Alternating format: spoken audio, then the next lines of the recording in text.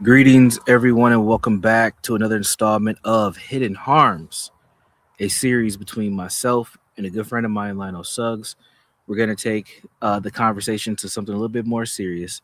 As you know, on the Be Better Network, we like to cover many different topics: personal development, manhood, masculinity, this thing we call boy. But one of the more serious topics that we like to cover is child abuse. It is something that happens all the time, every day, everywhere. And unfortunately, it's a reality that many of us are not taking as serious as we should. We're not having enough conversations about it. And if I'm being quite honest, over the last 7 episodes of this series, I've learned that many of us just accept it for what it is. So, me and my friend Lionel, what we're attempting to do is have serious conversations about a serious issue that affects us all, whether you have been affected directly or indirectly. Child abuse is happening right near you. Hopefully, you've been enjoying this series. If you haven't, definitely check out the previous episodes. If something that you noticed throughout the series or throughout this episode strikes you, hits you, make sure you share it with somebody you care about. The best thing we can do is raise awareness, and that's what the focus of today's episode is all about. So, welcome back to the series. All right, today we're going to be asking a question that sounds simple on the surface, but but the more you sit with it, the heavier it actually gets. The question is, how aware are we of this problem? Really? How aware are we of this problem? Really? Because in this world, people know the words, they know the language, they know that abuse is wrong, they know that exploitation is wrong, they know that children should be protected. So if all that's true, then why do we keep seeing this thing happen? Whether it's in families, random young people disappearing, people finding themselves in trafficking situations, why do we see this happen over and over and over again? Why do we continue to see the story after story, case after case, failure after failure? Why do people keep saying that they care while systems keep falling short, families keep missing warning signs, and communities keep choosing comfort over confrontation? That's the tension we're dealing with today. Because awareness is not the same thing as agreement. Awareness is not the same thing as action, and awareness is definitely not the same thing as courage.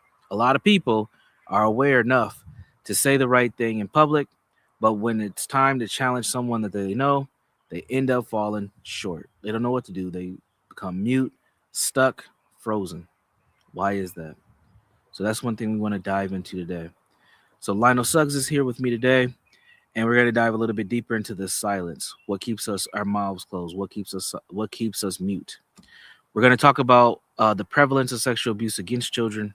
We're going to talk about why the acceptance culture around the issue appears to be far higher than people want to admit. We're going to talk about why it's so difficult for us to ask the necessary questions, and we're going to talk about predators. We're going to talk about the culture of predators. We're going to talk about protecting predators. We're going to talk about the social conditioning that predators have found themselves in and they found a level of comfort in. So, now let me be very clear. This episode is not about throwing every man into one category, every person into one category. It's not about blaming the victims. It's not about saying that people are lazy. It's not about, outrage for clicks. No, this is about raising awareness and helping us find ways to have better conversations about this issue. So, with that, I'm going to bring up my good friend, Lionel Suggs from the Suggs verse. What's up, Lionel? How are you doing, sir? Good evening, man. How are you feeling today? Feeling good, man. It's evening for you. It's fucking afternoon for other people. We're just gonna say a good day. We're having a good day. I'm literally outside. Not outside like I should be outside, but I'm outside. Today we are moving beyond the shadows to look directly at the faces and the documented histories of those who have caused irreparable harm. And as we navigate these stories, we are forced to confront a paradox that sits at the very heart of our modern social fabric. What does it say about a culture when harm is widely recognized, when the evidence is tactile, but the victims are vocal, the patterns are undeniable. It's all there, but it's still allowed to continue. Mhm. Like, our collective silence is not a vacuum, it is a structural component of our society. When a culture possesses the awareness of abuse but fails to enact the friction necessary to stop it, that culture has essentially integrated exploitation into its normal operating procedure. Just, oh, child got abused. Oh well, let's play some Uno. Mm. That's how a lot of people operate. It is a landscape where preservation of social comfort, institutional reputation, and the status quo is prioritized over the basic safety of the vulnerable. And today we are going to look at these faces to realize that predators are not in isolation. They are in a permissive ecosystem. They are often protected not by a lack of evidence, but by a surplus of apathy and a collective refusal to bridge the gap between knowing and active. Um, and again, we're not just identifying the individuals responsible for these acts. We are interrogating the cultural mirrors that reflect them. We are asking, why are the alarm bells ringing, yet the gates remain open? So it is time to examine the price of our collective hesitation and the reality of the lives caught in the machinery of that allowed harm.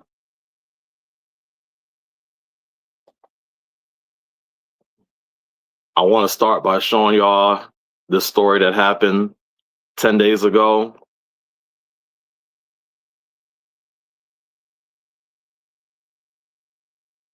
Wait, can't hear you. I might need you to drop the link in the back chat. You said April 10th, right? In the random links Yeah. area? No. It's going to be in the general. Ah, okay. I got you. Oh, shit. April 10th. Got you. All right. You want to watch the. You want me to pull up the image or the clip? Or no, there's only images. Yeah. All right. Let's do image first.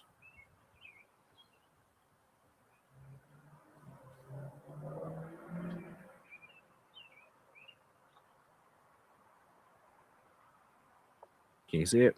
Wait. Not that one. Not one. Go up. The one about the 18-year-old. Yeah, Okay. that. 18-year-old Michaela Settles took her own life after being raped for 4 hours by her own father, Stephen Vincent Chavez. By her own father.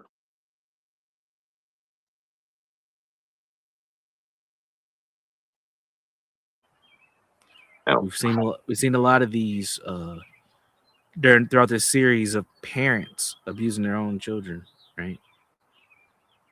And I'll say this: um, the fact that this young lady took her life, I'd be willing to bet that this wasn't the first. That wasn't the first encounter mm-hmm. to get her to that point where she's like, I can't take this anymore. I'm out.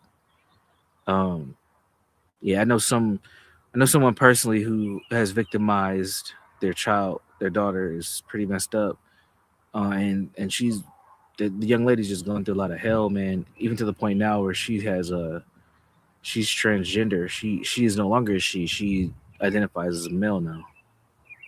It's pretty fucked up, and that's after the, I'm gonna say after they had two children as well.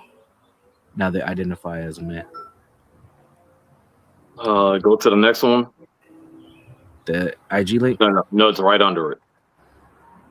Police This. officer. It's under the first picture we did.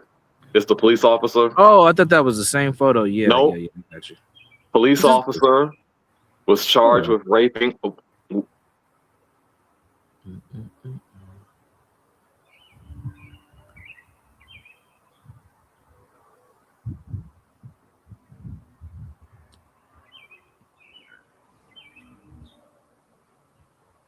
Yeah, I was right. This one, right? Yeah. Yeah. Okay.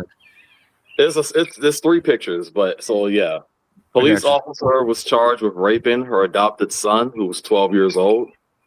Go to the next one. A tearful Samantha. Dang, I lost my spot. Pellerin? I think Yeah, Pellerin? Halloran and Plymouth Pellerin? District Court. Mm-hmm. She was crying in court essentially. But then you go to the next one, and then we see that her husband Daniel was also charged for raping the adopted son. Wow. Wow. 12 So years now old. you have this boy that's going to be messed up. Who's already probably messed up. Going through adoption is not easy. A lot of children who end up what we call system involved, adoption, foster care, even sometimes in respite care, these children end up with some significant attachment issues.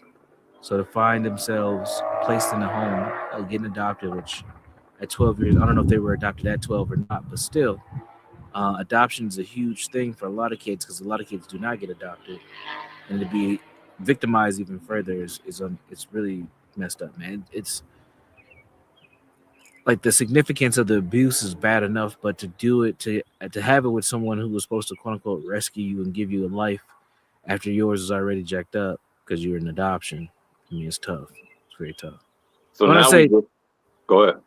as I said, when I say your life is jacked up, it's not blaming or attacking adopted children. That's not to say that you won't have a great life if you're adopted, but there was a disruption in the original family outcome, which was the birth of that child, that led to that young person being adopted. And it's unfortunate, but that's what ends up happening. You now Right. we have a biological parent causing harm, and now we have adopted parents causing harm, And she was a police officer. and a protector. Mhm. Go up to April 3rd, and now and just scroll up.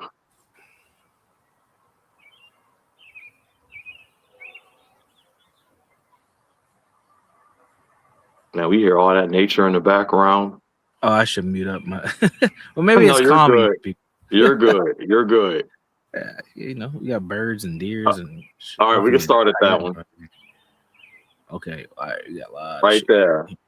Go ahead. New Jersey teacher Ashley Fizzler groomed boy starting at age 12, sent him 7,500 dirty texts. And you see her right there. The next picture, I show her. And then you go to the next one, it tells you that she was married as well. And she was accused of sexually abusing and grooming a preteen for years as she cried in front of a judge, ordered her to be held behind bars until her trial. She's a menace to society. She had a husband and started doing this to a little boy.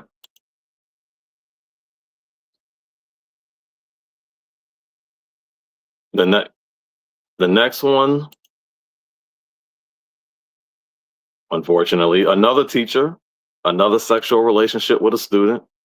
She had a family, that's seen in the next picture.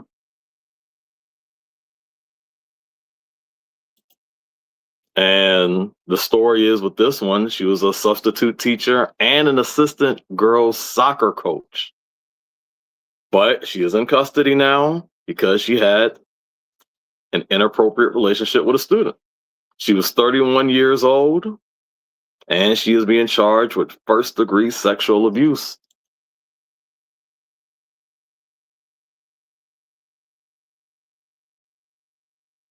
The next one we have is about, Just to be clear, these cases are from this year, correct? yeah, yep.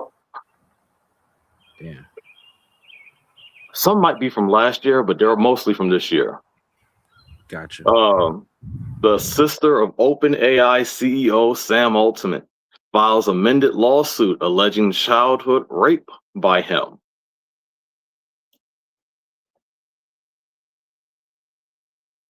The next one, now this is just pure abuse though.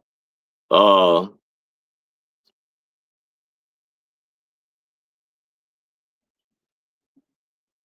Mom kills autistic 5-year-old, puts him in a trash bag, throws him in the bay.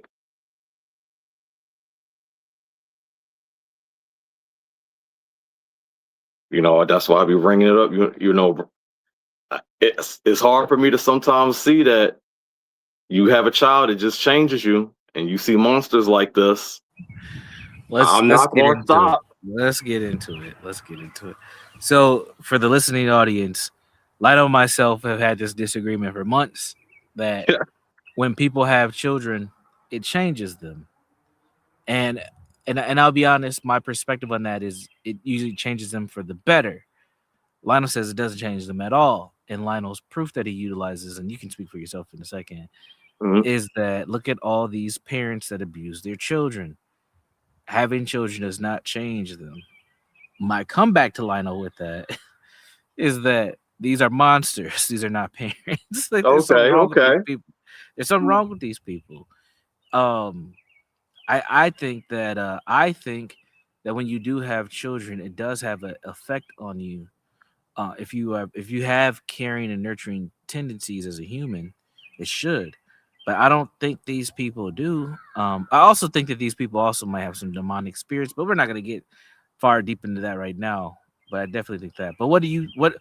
Give me your pushback. Let the audience hear why you do not believe that having children changes people. I don't want to make that sound like an absolute first, but I've seen too many stories. I've lived with these stories. My godmother is a living, breathing proof of this. I have cousins who are proof of this. I am in a situation that has literally seen this. And then I report on this stuff. I see it all the time. Monster stories like this. Some people try to say, hey, this is only the minority. And then that actually goes to taking children's lives. But the very story we opened up with was a whole father taking advantage of his daughter. This is not an uncommon story. And there are stories where, what was it, 2 shows ago? What was the story about the girl that had a psychotic episode in school? And Yeah. then they went to her sister, who revealed that it was happening to both of them, that the grandfather, the father, the brother, the mother were abusing them sexually. Mm, I see yes. too many of these stories, unfortunately. So that's how, when I'm looking at it, to say that it absolutely changes a parent, I disagree. To say that it can, sure, it can. Will it? It's like flipping a coin. Hmm. Too many cases. Yeah. Way too many cases.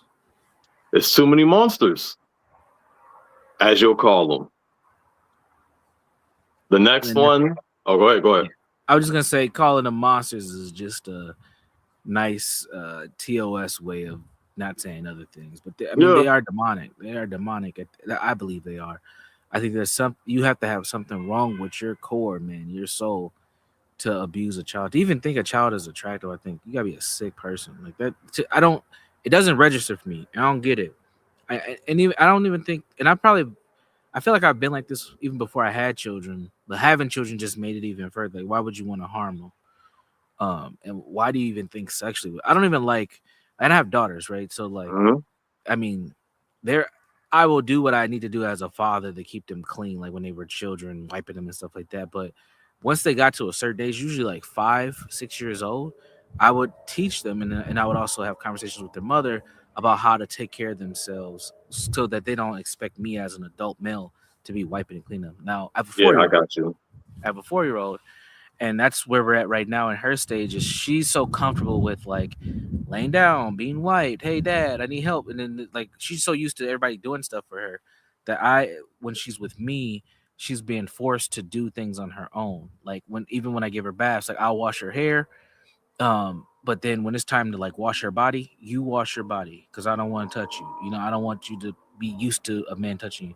And then we Yeah. also, and since me and you've been having conversations, I'm always checking with her. Has anybody ever touched you here? Mm-hmm. Like I just ask her straight up, and she's like, no, no one touched me there. And I'm like, you can tell me if you ever have these things. So there's these times, John Ghost calling. There's these times where we have these moments where I'm teaching her about appropriate touch, but I'm also teaching her like adult people should not be just having access to your body, if that makes Yeah. sense.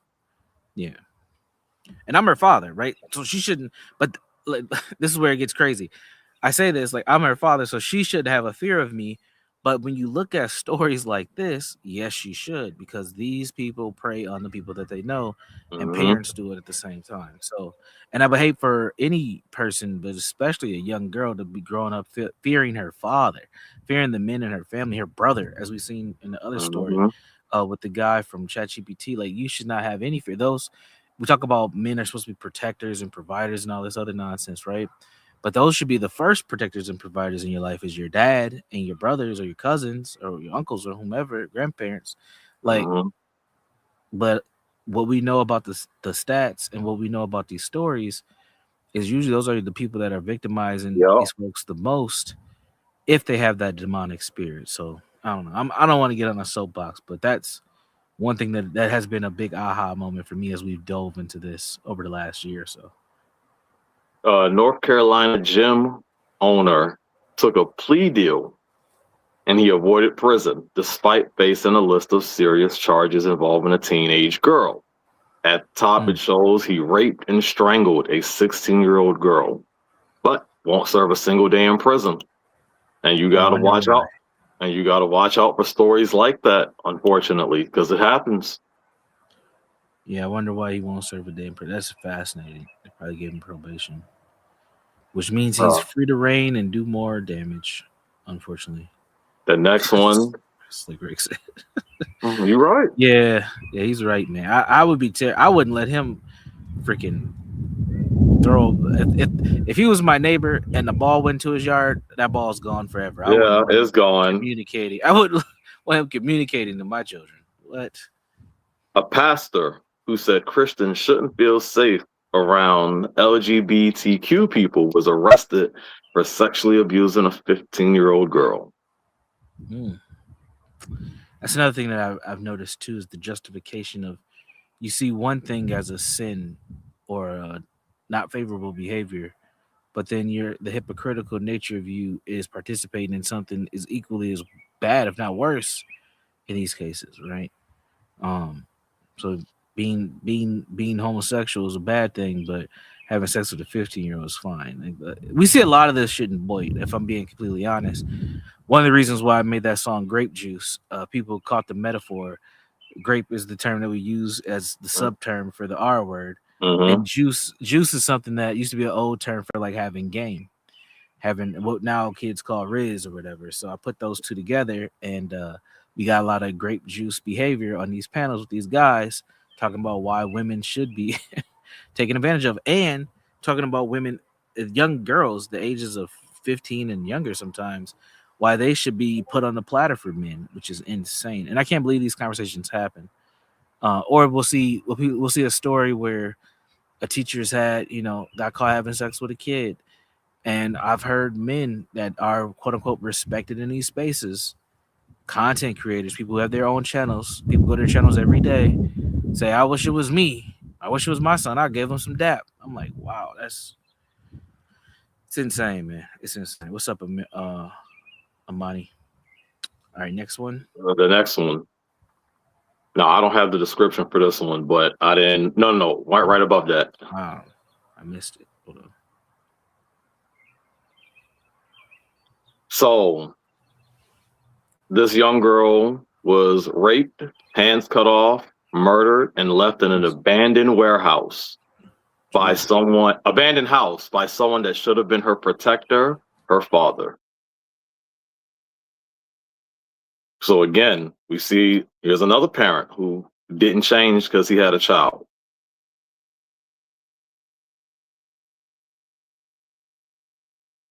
Except he went on some real evil crap. Yeah, why do you think he cut her hands off?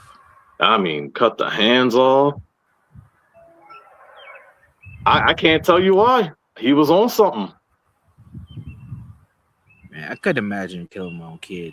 That's, I mean, there's times where I want to like beat him, like they be doing something, I want to spank him, but like I would never take the kids. That's just like, how do you live with yourself at all? He, That's what I'm saying. This is some demonic shit, man. he Like, how do you? sexually assaulted her. He cut her hands off and still murdered her, and then left her like she was trashed in an abandoned house. Your own child? That's fucking crazy, man. It's crazy. I don't know. The next one is death row inmate Jeremy Williams, who's 40, was sentenced to death in April 2024 for the rape and murder of a 5-year-old, Kamari Holland. He has now fired his attorneys and requested a speedy execution, Yeah, reportedly let's not wanting to grant it. spend. Go ahead. No, I said we should grant that. Continue. Reportedly not wanting to spend decades on death row, fearing fellow inmates. Mm, I mean, I'd keep him alive for that. nah, I'm one him out. I got you. No, I'm 100% too with you. I'm 100% on both ones, honestly. Like, A 5-year-old, though. yeah, this is disgusting. A 5-year-old. Yeah, this is disgusting. Like, Um, this also, you know what this does too? Also for me, this makes me. This is why this country is great. And I'm saying that kind of facetiously. I got you. Like we give our criminals an opportunity here, man. And I Yeah. don't think people understand that. Like, he has the opportunity to still live, even though he's gonna be incarcerated. He has the opportunity to live when we should just take these people out. Right when we get the evidence that they committed a crime, they should just get walked into a room and we should just send them to their maker and just move on. Like, I don't know why we waste our time. I honestly don't. I swear to you, I don't. Like, just get him out of here, bro. I'm glad he's all. So I used to. I think I've said this. I don't know if I said this on this show, but I know I told you when I was super pro black. There was a guy by the name of Mr. Neely Fuller Jr. And Mr. Fuller wrote a book called The Compensatory Code System Concept, which is a book about racism, white supremacy. Anyway, Okay. it's a book that really teaches you how to think beyond race, understand systems, and concepts on how to behave. That's really what the book's about. But in the book, he has something called what is it called? Um, I forgot the actual term, but the concept is this: if you do something bad, like if you murder somebody, you should take your own life. It's the only justifiable thing to do.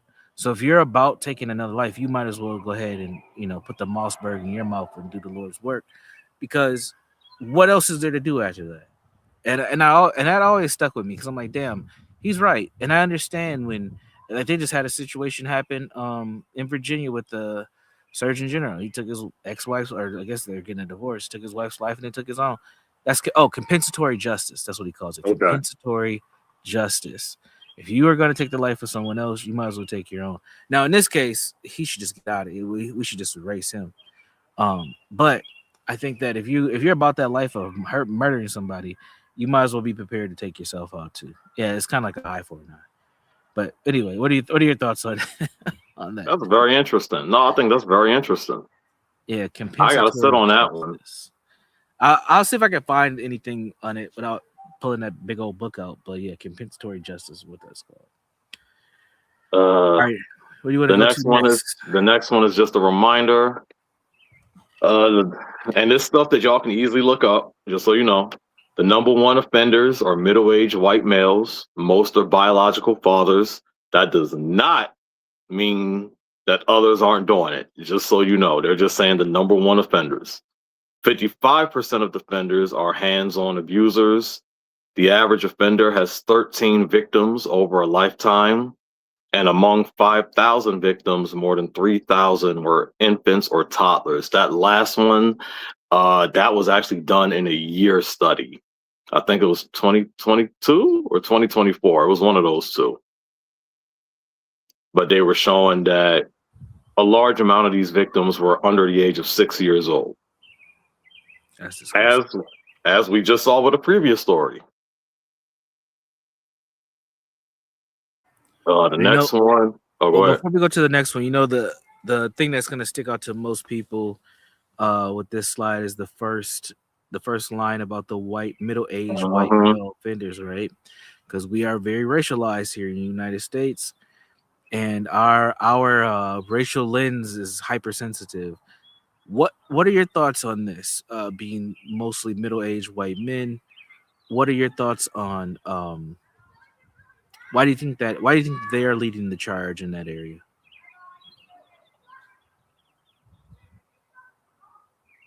Before I answer that, just so people know, both the Department of Justice and the FBI back those numbers up. So it's not just something that's being said. Official databases absolutely confirm this. As to the why, this sounds bad. They feel like they have more privilege That's an interesting answer. Okay, say more about that. because they feel like I mean, they not even feel, they know they have more privilege. They feel like they can just essentially do whatever. And so they do whatever, as we see, unfortunately. I mean, that's literally their whole history.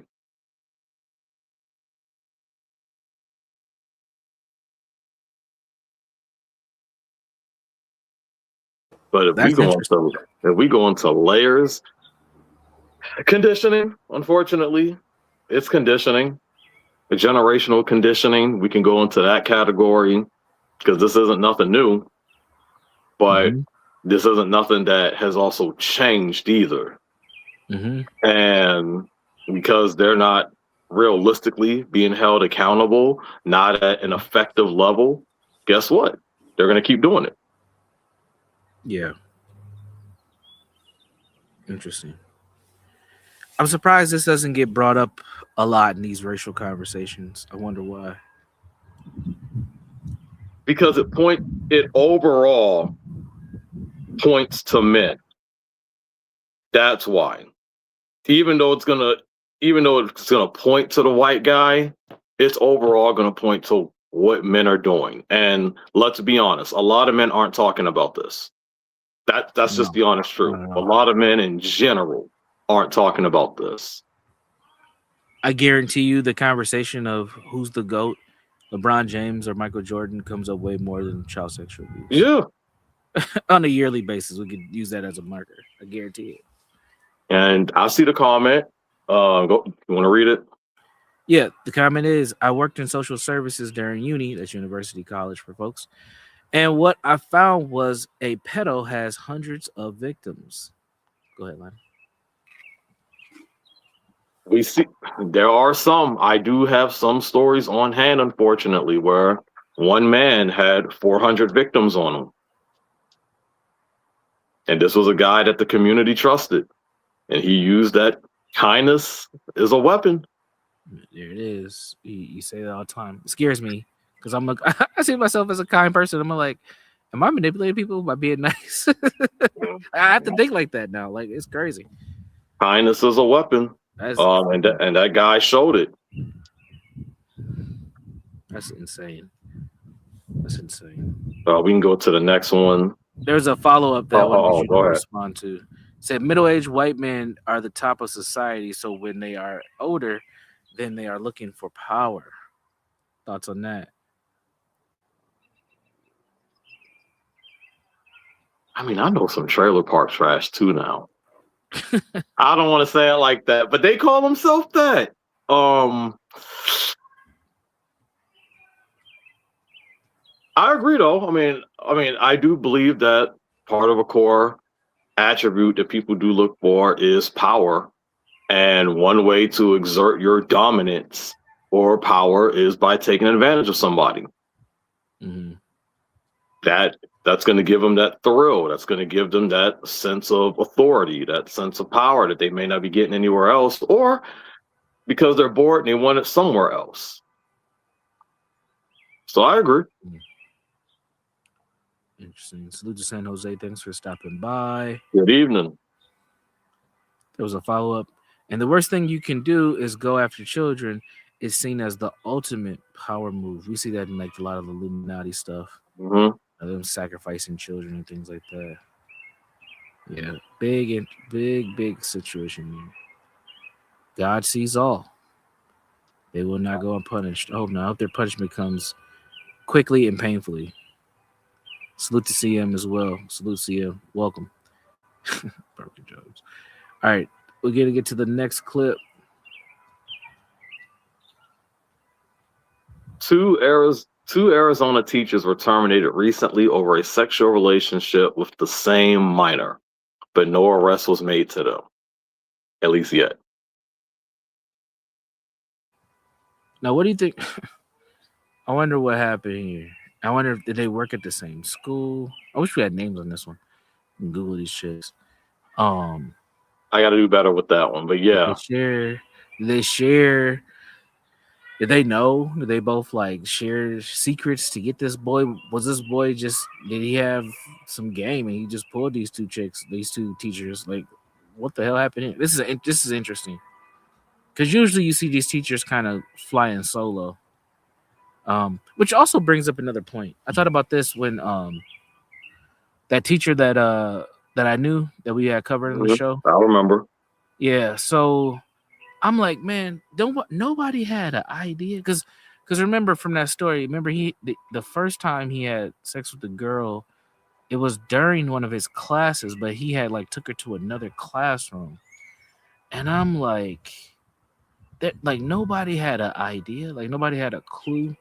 Like nobody thought he was just a little bit more friendly with her, but some people might not Somebody be had an hyper idea. aware. You think so? Why do you Somebody think had that? an. It's always someone was always paying attention. Unfortunately, Mm. you heard me say it. The streets are always watching. The streets are always talking. Someone was paying attention, but they minded their own business.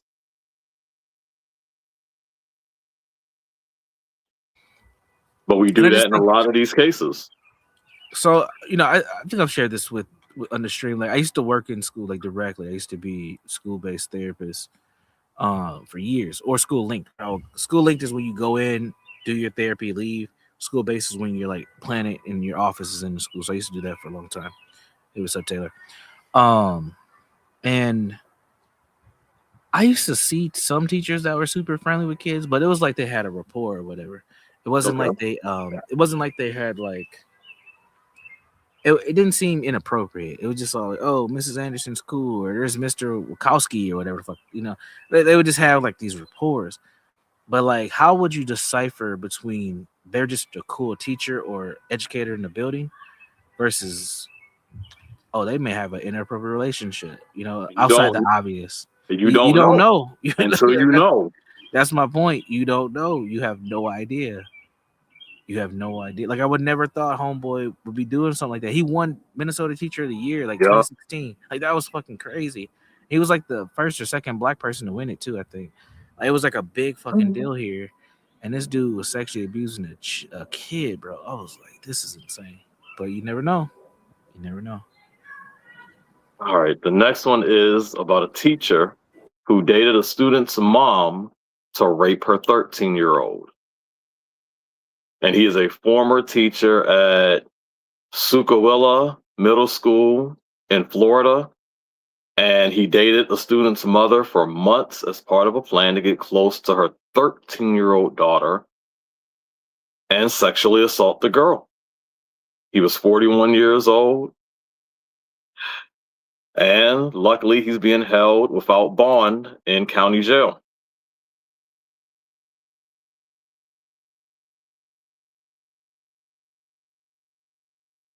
Yeah, we need to profile these people. I wonder what he did for a living.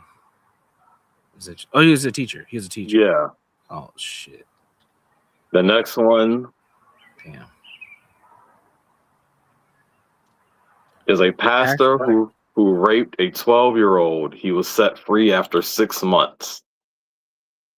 Dang, I cut off his name. Morris, former leader of one of Texas' biggest churches, walked out of an Oklahoma jail early Tuesday after serving just 6 months behind bars as part of a plea deal in a decades-old sexual assault case. He founded the Gateway Church in South Lake, Texas back in 2000 and built it into a major mega church.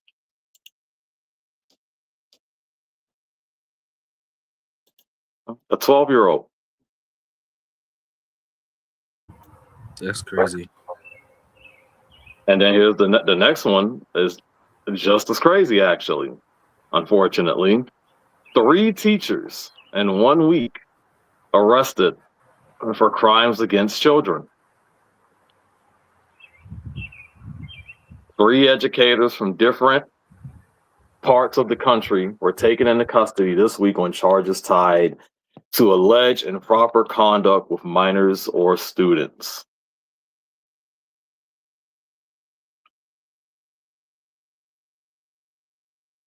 The next one, unfortunately, this is a pattern.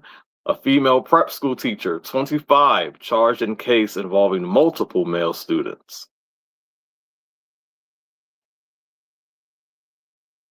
The next one, 29-year-old Georgia high school teacher arrested in alleged sex case involving minor. The next one, before you say something, an English teacher raped student 14 on his birthday and she gets pregnant.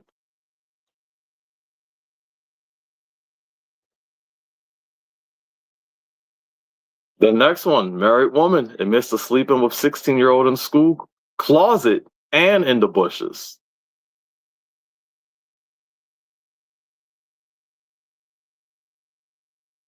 Now, for this one, this man, he was arrested after a video discovered of him having sex with a 3-year-old.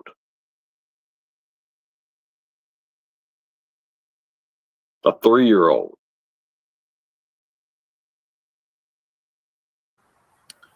Before we continue on, we just had Go a for it. series of teachers. I knew you was going to say it. Go ahead. Do you find it interesting that these teachers, especially the female ones, they're usually like under the age of 30? Have you noticed that pattern? Yeah, I've seen They're it. all like in their 20s. Like, what the hell? They're in their mid to late 20s. Yup. Yeah. Like, I wonder what that's about. Like, what is that about? That's why them kids ain't learning right now. No, let me stop. But I mean, it's more and more awareness is coming out about it. That's why we're putting their faces out there. It's just more and more stories just keep popping up. And it's always a different teacher. Yeah, it's definitely a different teacher. I noticed that the female teachers are usually younger. The male teachers or educators or whatever, they're usually like late 30s, getting ready to be in their 40s, if not already. That's a weird. I wonder what the hell that's about.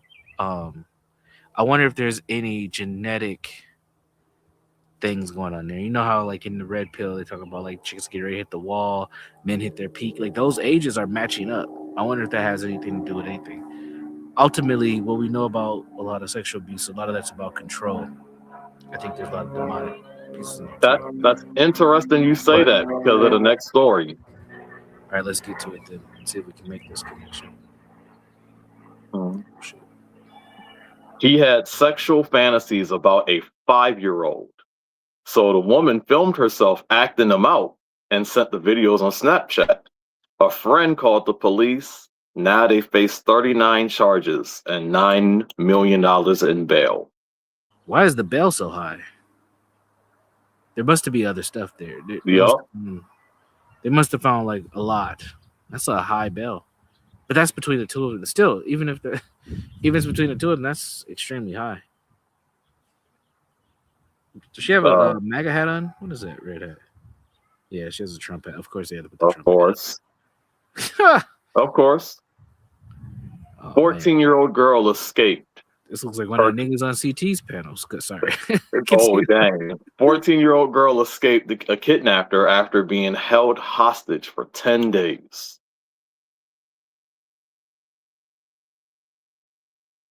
Yeah, this is one of them dudes you see talking about how black women ain't shit.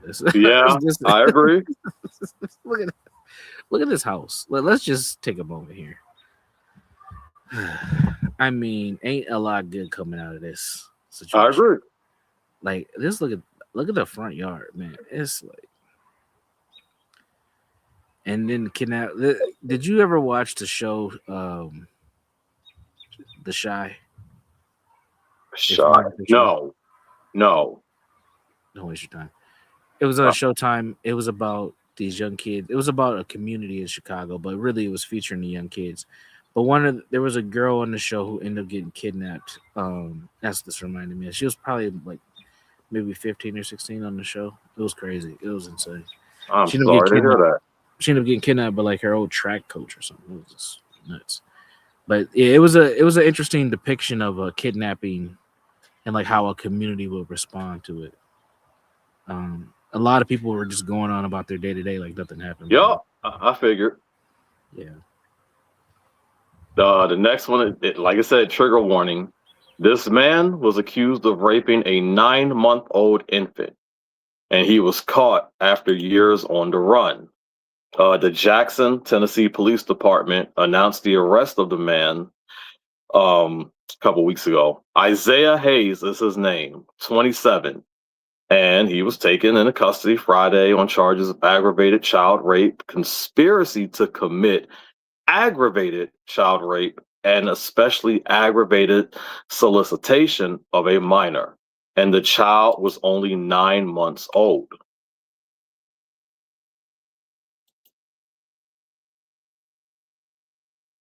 before we keep moving, Go ahead. who do you think housed this man? Man, I'm gonna go back to because he was very comfortable when the police came. Look at him. He Yeah, barely got his pants on. He ain't got no shoes on, no shirt, no socks. He's just in there chilling, probably playing Xbox, smoking. Who's housing this predator? Whose house did they go get him out of? Whose 9-year-old infant did he have access to? yeah. Who was he talking to solicit from a minor? Like these are questions that we don't ask. And you just asked them. That's good because more people need to ask those questions. And by the looks of that door, and that it looks like the projects. So I'm guessing that's some Keisha's house. That Just was in saying. my head. I was thinking of a Pooh Keisha. Unfortunately, I hate to say it, but man, come on, man. Like this is what it is. And if she's in public housing, she probably has what? Children. We'll keep it moving. uh, this man quotes, "My intentions were not pure." Joseph Dugar confessed his intentions were not pure. He is a 31-year-old. He is known from TLC's 19 Kids and counting on, and he faces charges for sexually assaulting a 9-year-old girl. These incidents happened back in March 2020 during a family vacation in Panama City. Um, yeah, TLC's name is that a show? I'm assuming that's a yeah, I'm show. assuming it's a show. He's known from. So this guy had some popularity. Wow. Jeez, Now just the do ne- this. Now the next one, I don't have the full thing. Look at It was actually a video, and I forgot where I put the video. But this gentleman was an officer, and he was talking about things that he had found. And as y'all see, he had found a child trafficking menu with that. over 300 options on the menu. And it was a whole thing that they had. I got to find a video on that so I can come back to that. But it was pretty sick. Just so y'all know what's happening. The next picture, it's random, but this was someone speaking her truth. The first time she was sold, she was 11 years old. Mm. And it goes to the point of, where were her parents or where were the people that were supposed to protect her? Probably the people who sold her. Who sold? I Who was sells the gonna, bicycle? I was gonna say it, but yeah, I mean, who sells well, human anyway? But what the? I, so this again, yeah. I always go back to the questions like, obviously I'm definitely not in these circles, but where do you go to find a child? How do you even know how to ask somebody like, yo, I'm looking to buy a kid? Like, what the fuck are we talking about here? They have their own code. I'm mad that I know that, but they have their own way of talking. They have, believe it or not, people just approach you. How you know how? Bro, And I excuse me swear to for God, saying, I carry. excuse me for I swear to saying God, this. somebody ever came to me asking could they buy my kid, I am sending them to the devil. I will take that shit. I don't care. What You, I carry, bro. Are you you kidding me? know how? Do you know how people talk about a gaydar? And sorry, LGBTQ community, but Right on cue. No, just joking. Sorry, Antoine. I couldn't help. like they talk about how they have a gaydar, right? There's a lot of these guys who have that same radar for people who would be interested in minors, and they approach You you, think so? and You oh think my so? god, they talk to like these people talk to you. Dude. That's why they're able to ask you those questions because they talk to you. They test you.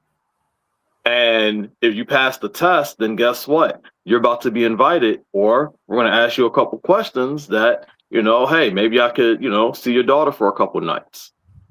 Man, we gotta find some more clips of people of these predators actually telling on themselves like that one. That clip is so man, that's You like know burned in my how head, dude. hard, yo, that is one of the hardest things to find right now. Internet got so much crap, but actual interviews with these guys, Yeah. that is rare. I'm not I'm joking, man. still on the That hunt though. that guy's face in that video clip, like randomly like clips of it just like pop in my head. It kind of freaks me out a little bit. And even though we only watched it like twice, like that's all it took for me. And just how he like I was paying more, and this is the clinical listening and watching You're good. that I'm trained with, but I was watching his body language. That's how I knew how he was telling the truth. It was just so smooth and just Yeah, pure. And I'm like, this dude is a monster, man. Like, yeah, we got to show that. Maybe on the next episode we should go over that again because I think that's going to we be one of will. those things that we should keep replaying because Yeah, keep that replaying it. that clip is like, I mean, he I mean, and then he also said he had like a lot, like 80 victims or something too. He just didn't care, man. He was just telling us what it was. It was insane.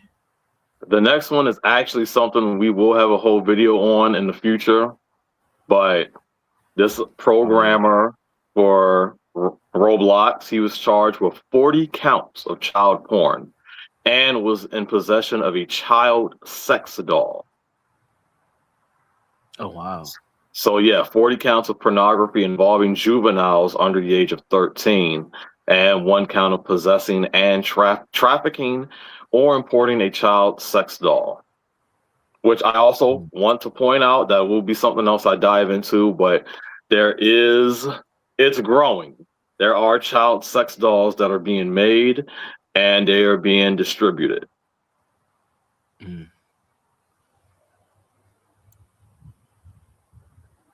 Jesus. Now, I don't know if you ever heard of the next thing that's about to come up, the Kentler experiment, Yes. where they placed vulnerable boys in a foster home with pedo men. The reason they believe pedos would be attentive fathers. I don't know a lot about this experiment, but yes, this happened. This was one of several experiments that led to what we now call the Internal Review Board, the IRB. Okay. And so the IRB came in place. I want to say in I think like 73, the early 70s were a big time in the world of psychology and chemical dependency. A lot of things changed, mental health. And one of the things that was created is called the Internal Review Board, the IRB. And this was a governing board that was placed on universities to stop heinous experiments. So the Kentler experiment was one.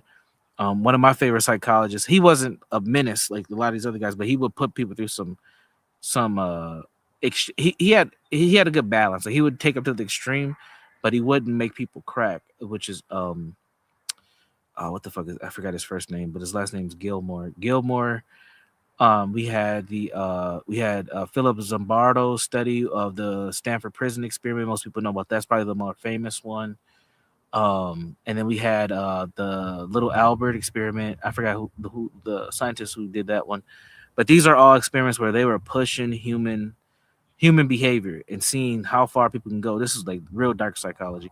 By the way, psychology has always had a dark side. There's not a lot of cleanness in the world of psychology, in the world of mental health. That's why the asylums closed in the 70s, because they used to literally run some like crazy tests on people.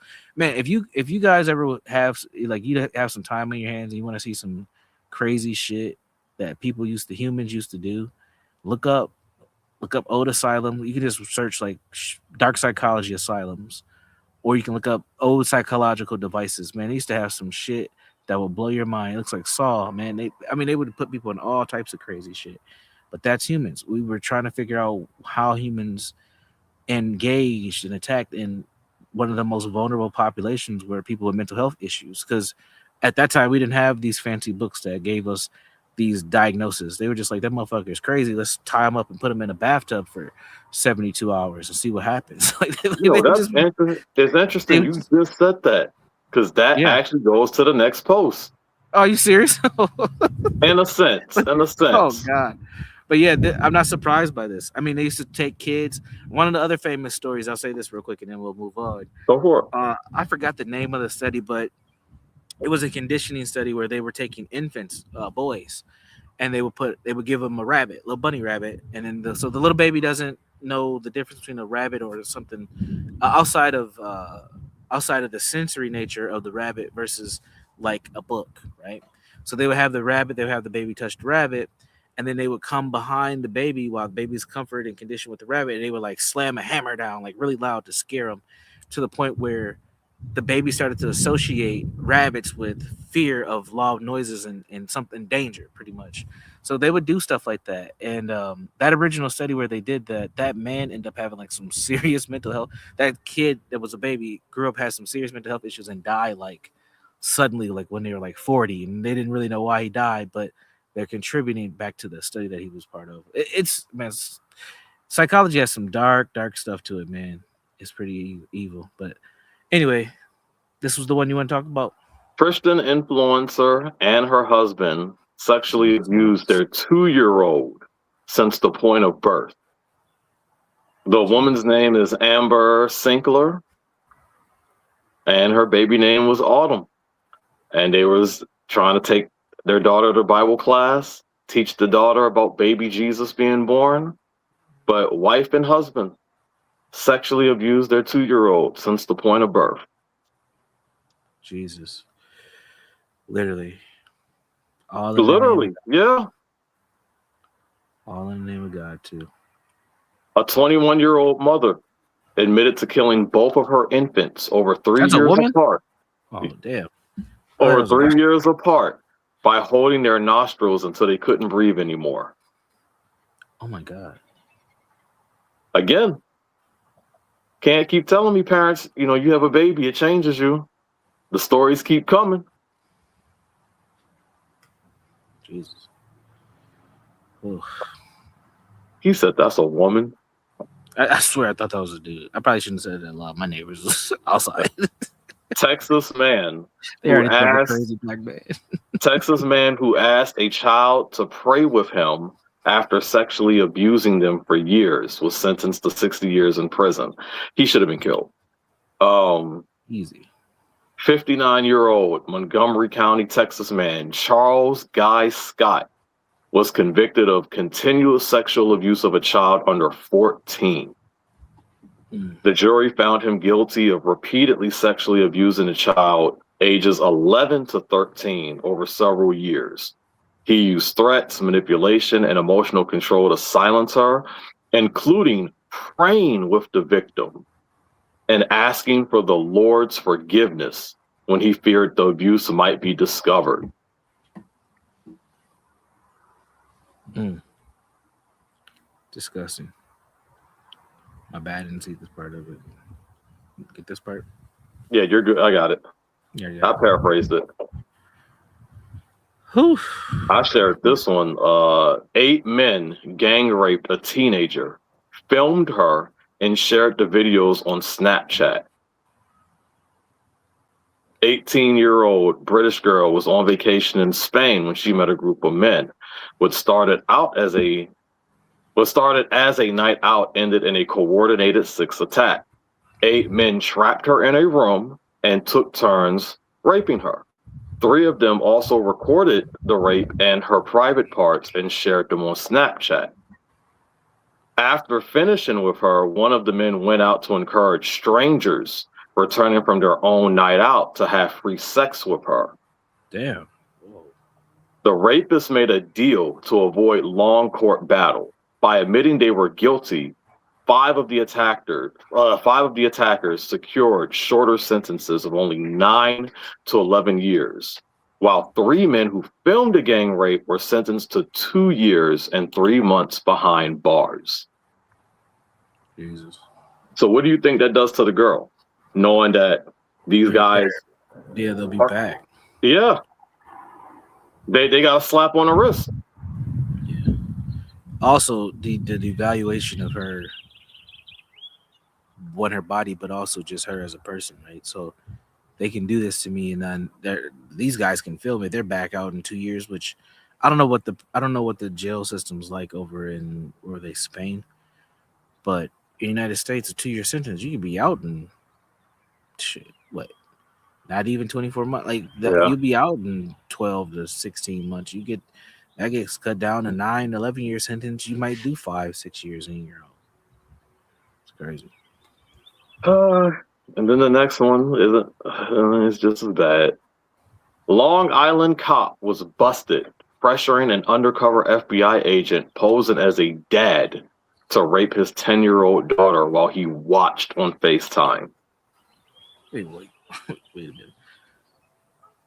Read it. Undercover cop posing as a dad to rape his team. Oh, so he was asking to. Oh my god. Okay. Damn. Wow.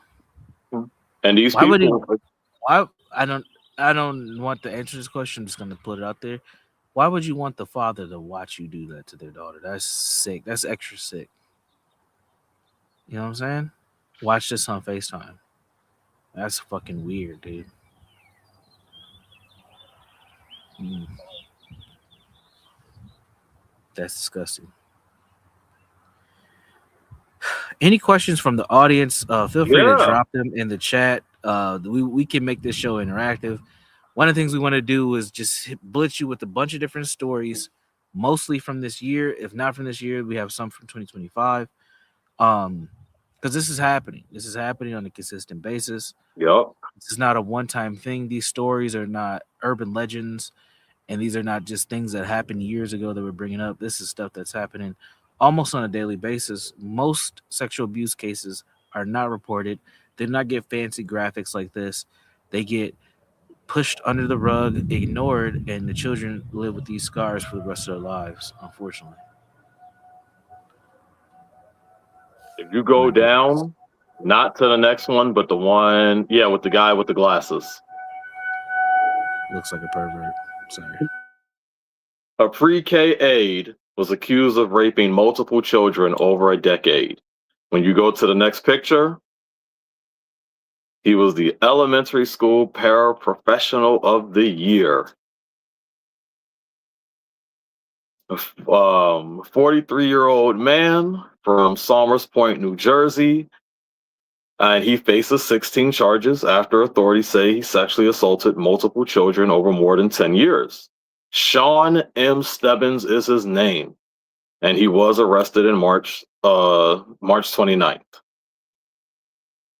And you go to the next one.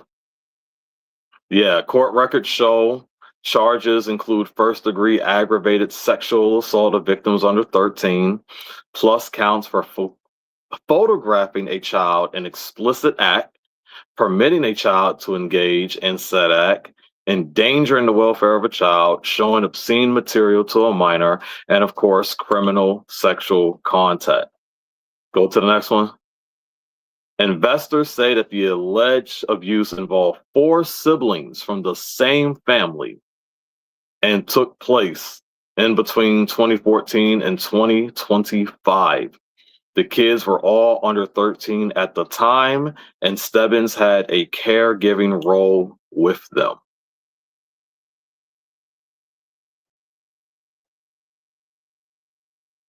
I had a siren going off.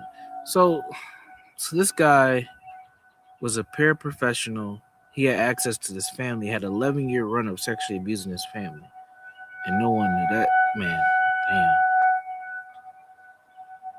he literally ran through the whole family, bro. That's insane. All right, that's all I got for the pictures. Definitely, it's Jeez. time to go through the links with the videos. Yeah, which one? You could just Look play at this play one. them, just play how you want, man. Uh, all right, my bad. That's I don't know how loud that siren's getting picked up. Um, well, the Tia Johnson, that's like a whole clip. These are the IGs. Let me see where the video clips are at. Hey, it don't matter. We just putting their faces out there. We letting everyone see it. I know I posted some earlier this month. You can play a couple of these. There's some local Minneapolis ones too. One thing I must say too, and people, hopefully, people have been checking out the show, and picking up your awareness of these issues. These news stories get posted all the time. It's kind of like new car syndrome, whatever that's called. Like if you ever bought a new vehicle or maybe you got a bike or something, you start noticing, oh, there's several versions of my own car like that. It's kind of like Hmm. what has happened with this level of awareness when it comes to these abusers, these predators. I see these stories everywhere now, man. It's insane. So usually what happens is I'll see them and then I'll just post them in our little lab area of us kind of connecting these dots when it comes to these sexual abusers. But let me pull up a couple videos here. I'm gonna try to avoid the news, You're good. the news, the actual news links, and go to the YouTube links because the news links come with all those damn ads, and I don't feel like doing Okay. that. We'll see. Hold on, let me stop sharing, see if that helps. But yeah, man. I finally got a title. The Benevolent Doctor, Universal Jones. Thank you, sir. I thought I'd get something a little bit more ratchet, but I'll take it. I'll take it. Oh, YouTube removed this video. It was too bad. Dang. Let's see. Let's see. I'm gonna share it. I'm gonna share it out regardless. Go, you got it? No, I meant the video when we finish. Okay. Married teacher. Oh, that's from Law and Crime. I can't play that one. What's this? Her friends. Oh, this went viral. This went viral. We might as well touch on this one. This is some. I don't think I'm signed in my ex account, but this video should still play.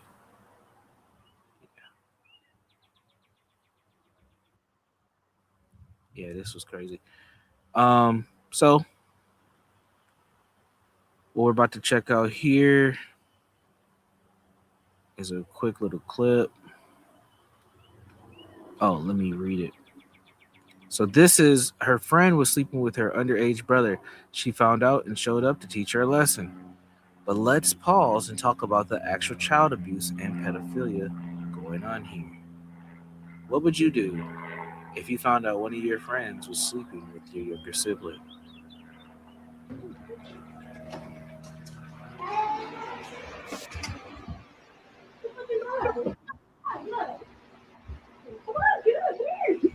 There's a baby in the way. Come on, get up. Come on. Don't make me drag you out the fucking bed, bitch.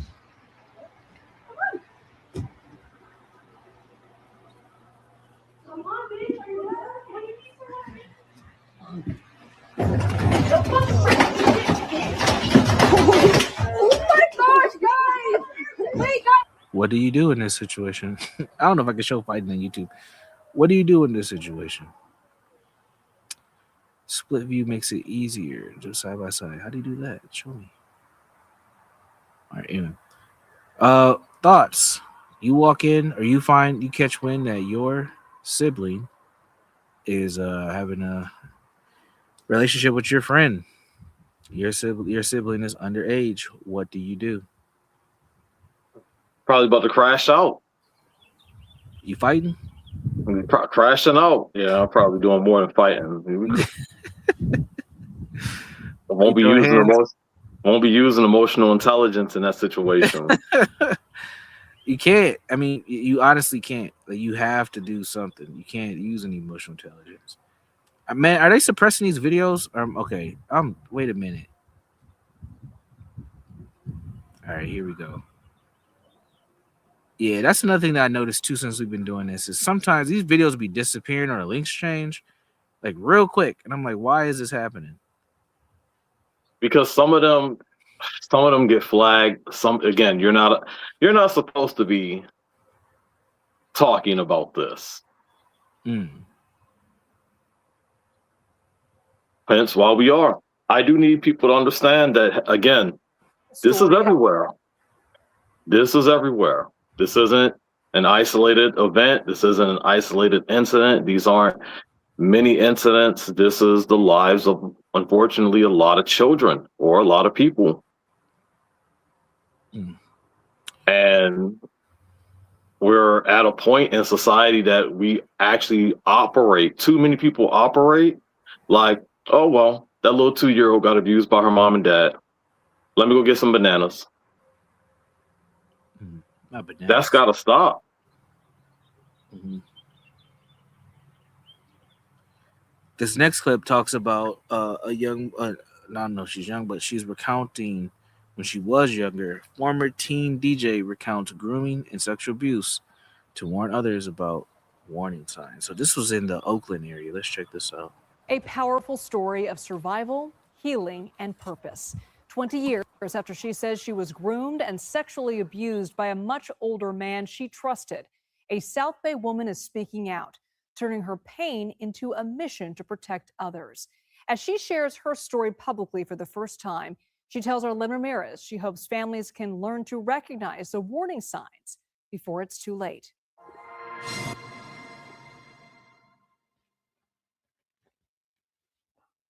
Clean. Took a while. The sound of vinyl still fills Teresa's home, a familiar rhythm from her DJ days, a dream career she once had. I remember this song.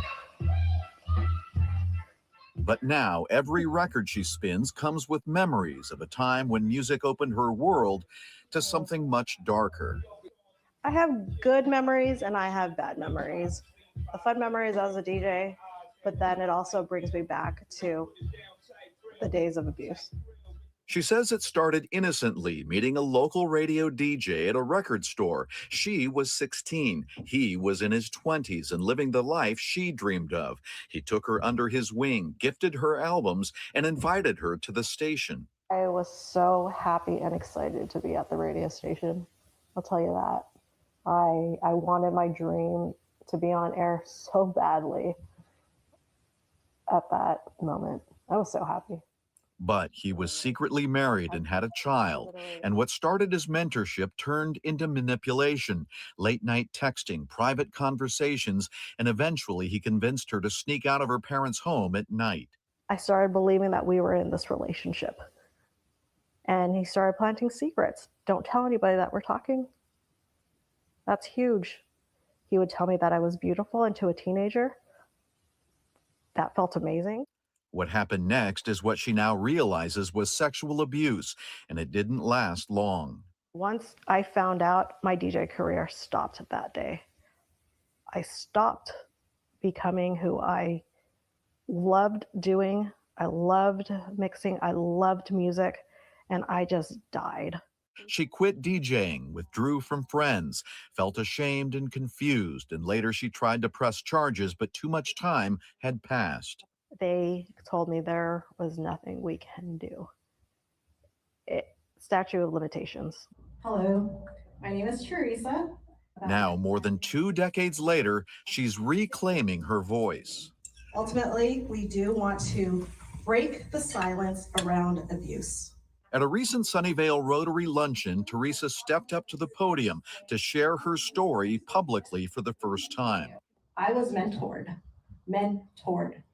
She has partnered with the Jan Broberg Foundation and is launching a nonprofit called Spot 6, focused on teaching families how to recognize grooming. We are here to spot a stage and save a child and stop harm in its tracks.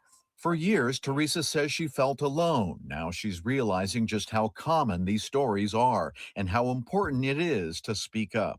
I don't want this to happen to anyone else, other children. She no longer DJs professionally, but her collection lives on, spinning on her husband's turntable. She's a wife and mother now, and the records that once defined her life now mostly sit quietly in the background.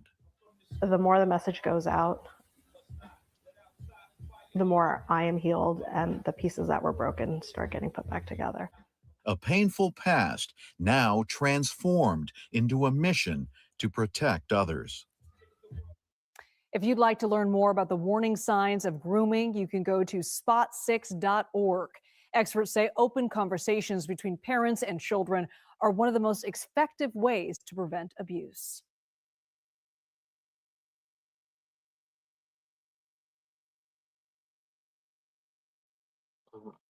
Sending her positive vibes. What are your thoughts on the clip and some of the things that she shared, Lionel? I'm sending her positive vibes. Mm-hmm. I definitely understand how some of that music can bring back memories, especially if you was being abused during certain times, or when the abuser decided, hey, let's play an audio. Mm-hmm.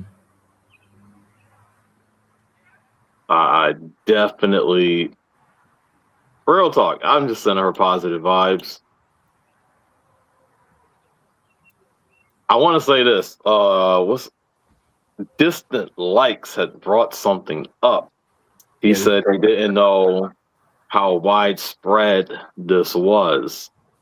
And I just want him to know that as of last year in the United States, 1 in 4 girls and 1 in 13 boys, according to the CDC, those are the children that are experiencing sexual abuse before they turn 18.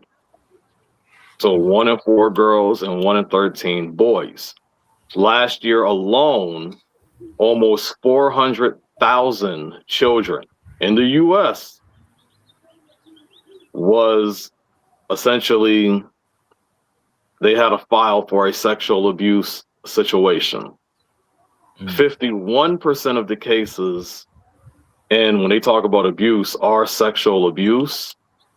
And while neglect is the most common legal filing in child welfare, where the other half of the cases are handled by the U.S. advocacy centers, basically sexual violence is the primary reason for intensive intervention in America when it goes to the youth. The United States is the #1 consumer, is the world's leading consumer in child sexual abuse material. Mm-hmm. It is the culture over here. The recent sentencing data shows that 94.8% of the individuals sentenced for federal sexual abuse crimes are U.S. citizens. It is a culture. And then you have the digital situation where they got the social media reports of 21.3 million global total. A massive portion comes from US-based tech giants. And so you see, basically, these are numbers that are submitted for child sexual material. Facebook had 11 million reports. TikTok had almost 4 million reports. Snapchat is reaching near 1 million reports. There are 100 sextortion reports per day. And the NCMEC, they reported this, and it's They said as of last year, a lot of this was targeting primarily teenage boys. And it's happening. It's very widespread.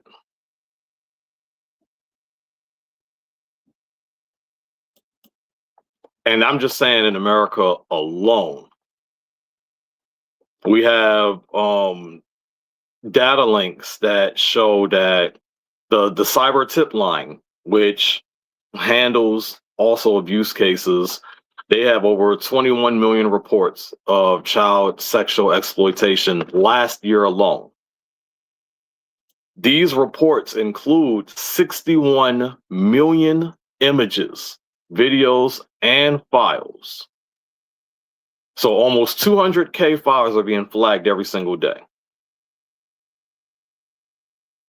And the reports of predators reaching out to children jumped to 1.4 million last year, which was a 156% increase from 2024.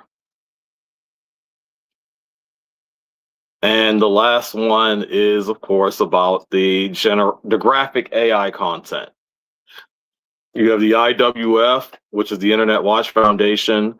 They reported a 26,363% increase in AI abuse videos being created, which means they're showing people violating children that are under the age of 12 or doing physical harm in other ways. That's how much is being generated. So you have the physical side and you have the digital side. It is very prevalent right now.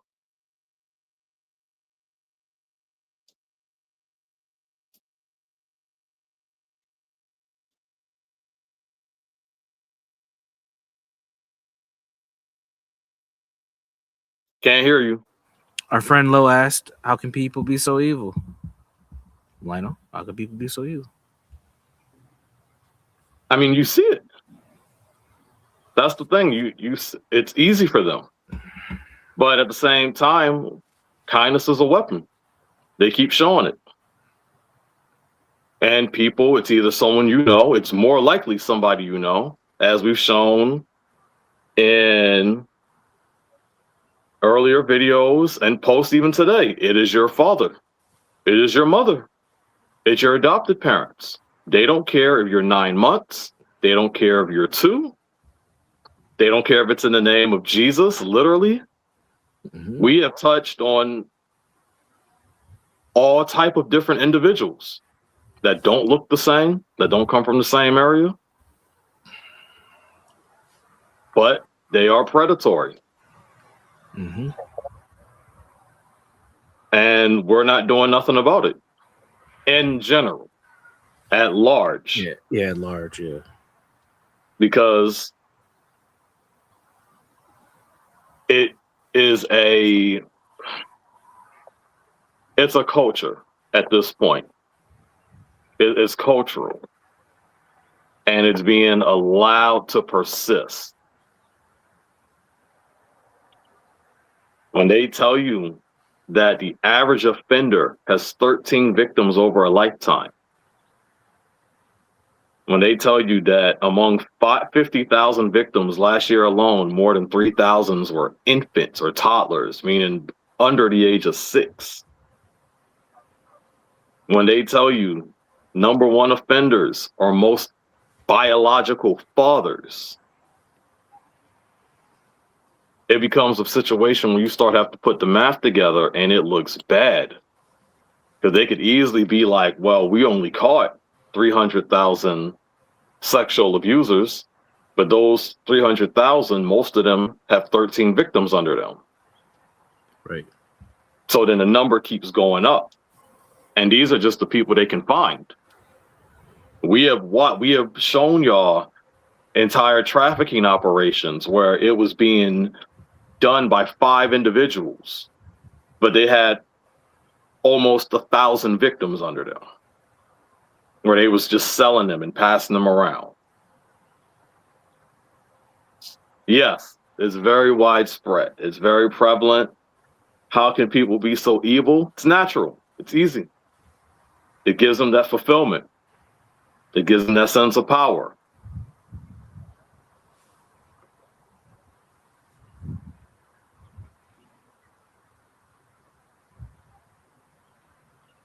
They would just get better. And so I want to say to Lo, to her question, to her statement, the problem with this is like we've explored over these episodes. I call them systematic tacticians. They are strategists. And I'm not going to say all of them, but a lot of them are tactical. Like, actually, Universal, we should pull up that guy again so they can hear him. Should we just do it? Yeah. Right, I'll find it. You talk, I'll find it. Okay, yeah, like, because these guys, they study, they learn. You know, people would think, oh, they should go to a big city. No, they're going to go to a small one. They're going to go to a small town. They can do the most damage there. And kindness is a weapon, and they know how to utilize it. We listen to a psychologist talk about how these guys have no empathy. No, they have a master level of empathy. They have a PhD level of empathy. That's how they're able to do what they do and go through so many victims. Yes, 13 is the average. So we had a whole dude. He had 400 victims. One guy, 400 by himself. Confirmed, at least. You know, we have seen that there are people who have done the damage on more than enough kids, but the kids aren't being protected.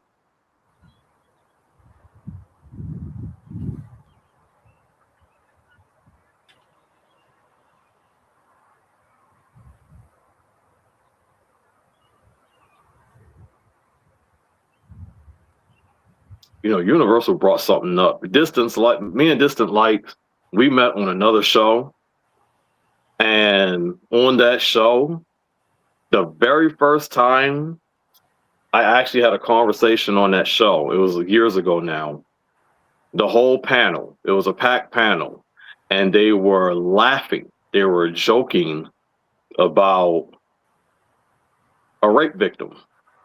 That's what they were doing. And I just said in the comments, I was born from that situation. Whole panel got quiet.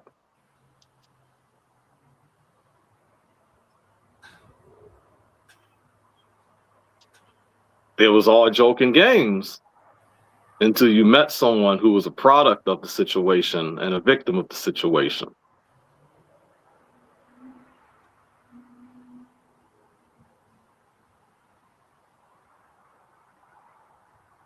Oh, wait, is that the video? Oh, is that something positive? Yeah, it's the video. I didn't know I was on mute. Okay. It's the video. Somebody put the longer versions of the clips together because remember they clipped it up. So I was able to find. All right, I want y'all to see this. This is a real convicted predator, and he won't tell y'all.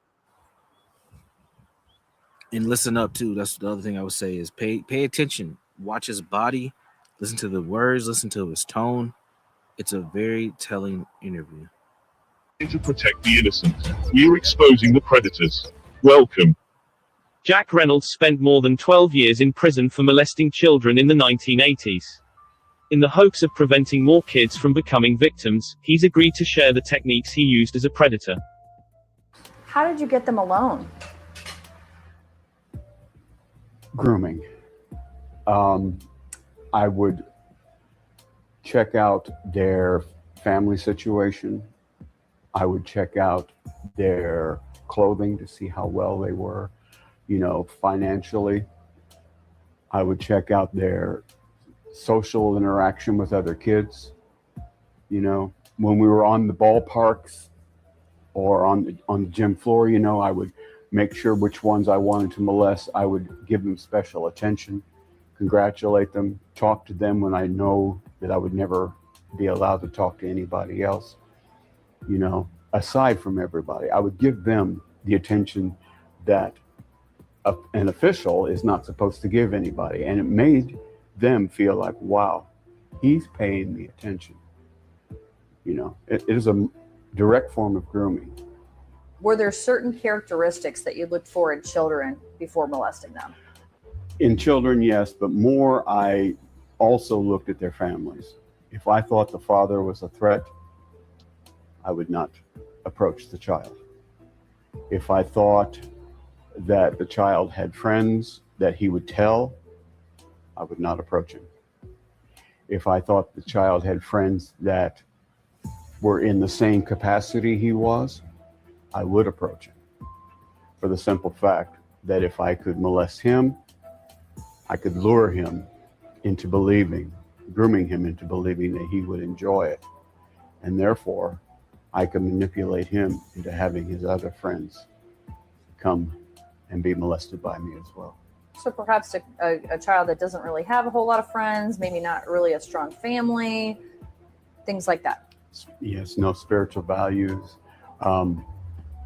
weak in education, you know, needs help in many ways, even from split parenting, you know, has a mother who may be having problems with the family, you know, well, here comes superhero in to help out, you know, wow, well, thank you very much. No problem. You ever need me to take them away for the night so you can have a night out? No problem. It works. He also appeared on a news channel describing how he apparently copes with trying not to re-offend again. Whether this is a true statement made by him, of course, should be questioned. Now at 4:30 on the Now Indy, protecting your family, especially your children and grandchildren on Halloween. Here's the sex offender registry. Now there's about 11,000 names statewide.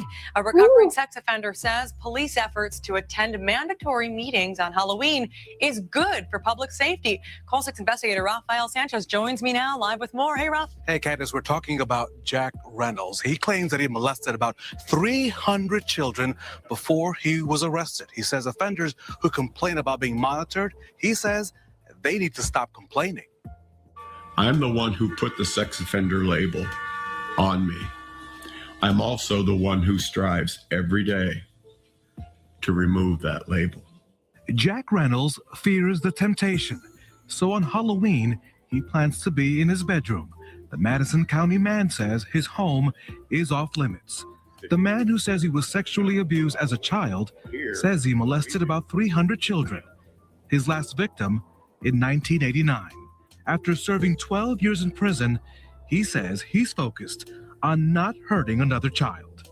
And if I'm alone in a store and I have eye candy walking around me and I catch myself, this I will dude push my said, cart and say no eye candy out loud. Okay, that warned. You want to speak on it? This dude said eye candy. He talks about him like we talk about women in the club, bro. And this is why I want y'all to see this, because this is a real registered predator. And you hear how he's talking about children. Eye candy.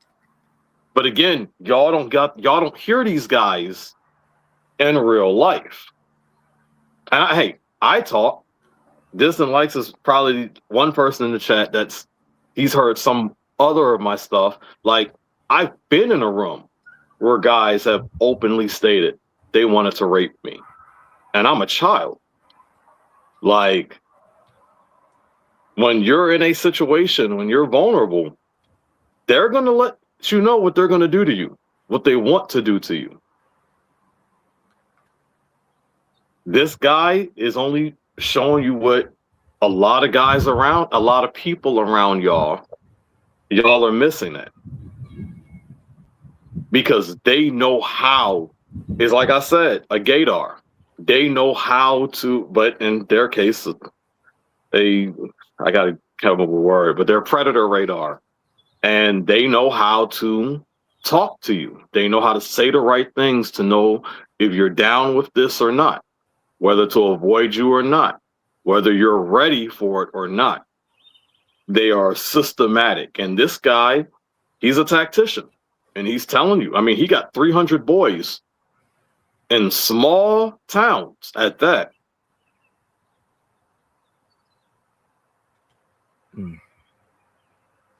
It's disgusting, man.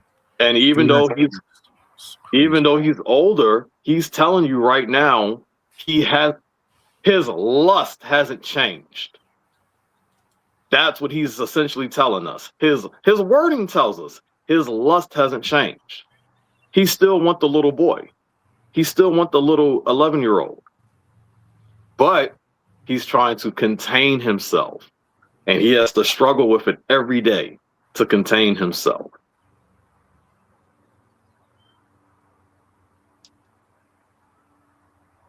Let me ask you a question. If I was able to get in contact with this guy, would you be open to interviewing him with me? Oh, heck yeah. I'm going to try to find him.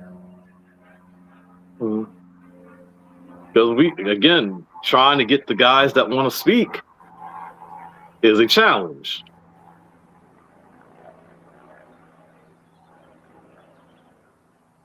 But also trying to get victims to talk is also a challenge as well. We should listen. Oh, shit. I found a podcast that he was on. Maybe he wasn't. Maybe. Let me listen to this real quick. I don't have.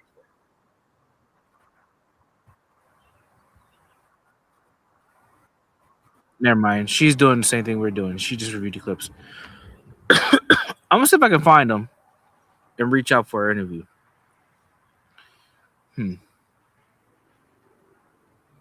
He's in Indiana. That I do know. But yeah, man. Yeah, I'm gonna finish this clip. Go for it. I'm gonna reserve my comments. The clip's almost done. Warns me that I'm in a danger zone. And people around me, they can look at me and think I'm crazy, but I do not care. I know what I'm doing. Reynolds travels the country speaking with support groups. He also walks with permanent reminders tattooed to his wrists. I pray and I take my wrists and I read them aloud. Not today and not ever again. Reynolds says that all offenders must recognize their urges and must deal with them honestly. He says no lying. They must also ask for help when they need it, and they must also find a support group. And another way that he sort of modifies his behavior, Candace, he has all kinds of rubber bands on both arms, and when he feels that he has an urge to offend, he says he just snaps himself, just to remind himself not to do it, to minimize the risk to a child or to himself. And how effective are these mandatory meetings on Halloween? Well, here at Marion County, of course, it's the 12th year for the mandatory meeting, and last year they had a 100% attendance of those men and people required to come to the meeting. So it goes well. It'll be tomorrow night. They'll keep the offenders home while kids go trick-or-treating in Indianapolis. Great news, Rafael Sanchez. Thank you so much. They'll keep the offenders home while kids go trick-or-treating.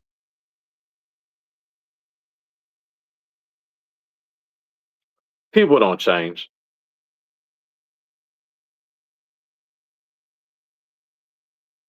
You talking? I can't hear you. Probably better that I was muted because I was okay. Probably shouldn't be saying. The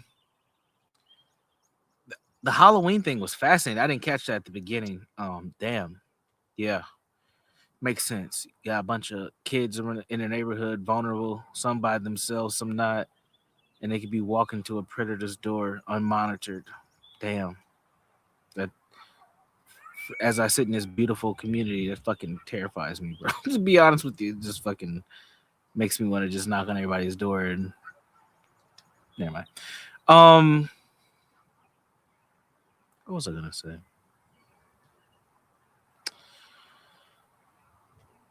To hear him,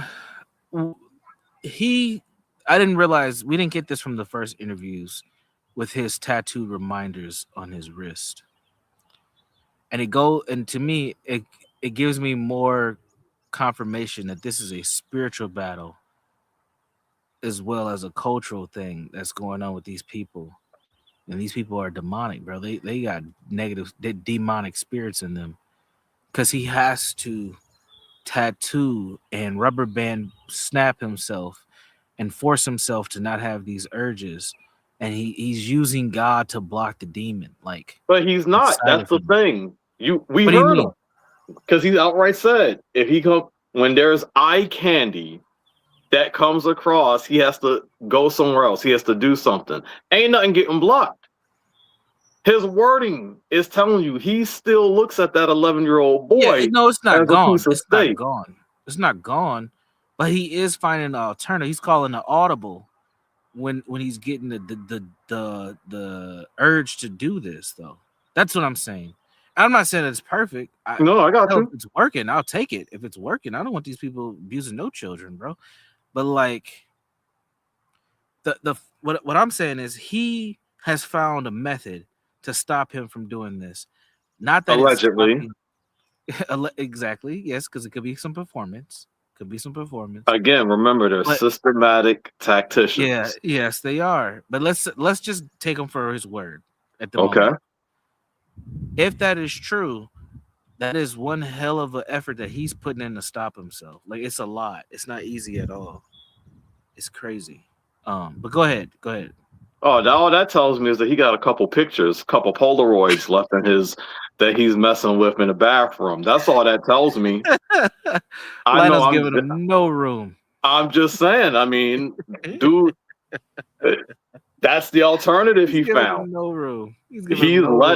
He has let us know who he is. That's 300 boys, 300 kids on his resume. Nah, Yeah, that's insane. that doesn't go away. No, I don't think it goes away at all. Honestly, I don't. But what I'm saying is he has to run interference. He has to constantly and cognitively run interference to not abuse and prey on children. And what do we know about people who are that consistent? Consistency always breaks. Yeah, you're gonna fall at some point. It's just like never mind, I'm not gonna say that. But yeah, you're gonna fall. Like, it's like the celibacy conversation. I'll say it for you. It's like, I'm celibate. All right. Okay. Because this is a part of their nature, man. Like they have a demonic nature. It's I don't even know how to. I don't know.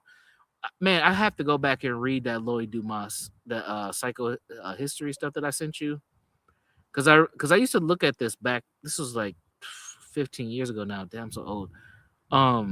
Because at one point in time, before I was getting my PhD and what I'm getting in now, I was gonna get a PhD in sociology, and I was gonna look at sex, sexuality, and race. Those are gonna be my focus areas. But I didn't get into any of the programs. Then the one that I almost got into, it was move to Houston, Texas, or get with my wife. And I probably should have moved to Houston, Texas, but that's a whole nother thing. But what happened around that time, I was very interested to understand like the psychology of sexual behaviors with people. And I ran into this thing called psychohistory, and this psychologist named Lloyd Dumas.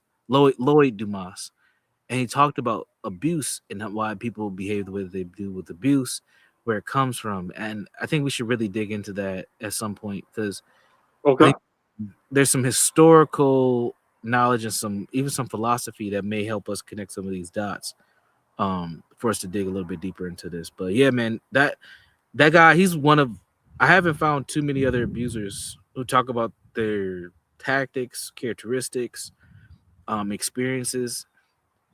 I'm gonna do some research since I have access to like some academic stuff, to see if I can find some video clips or something, even if it's old stuff, to see if we can just get some insight from actual abusers, because that is very valuable.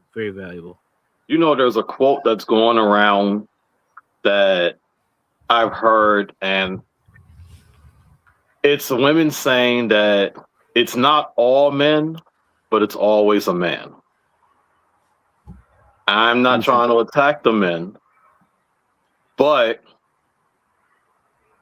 it touches on the architecture of silence, essentially. What do you think about that quote, though? That's an interesting quote. What do you think about that? I lean towards it, honestly.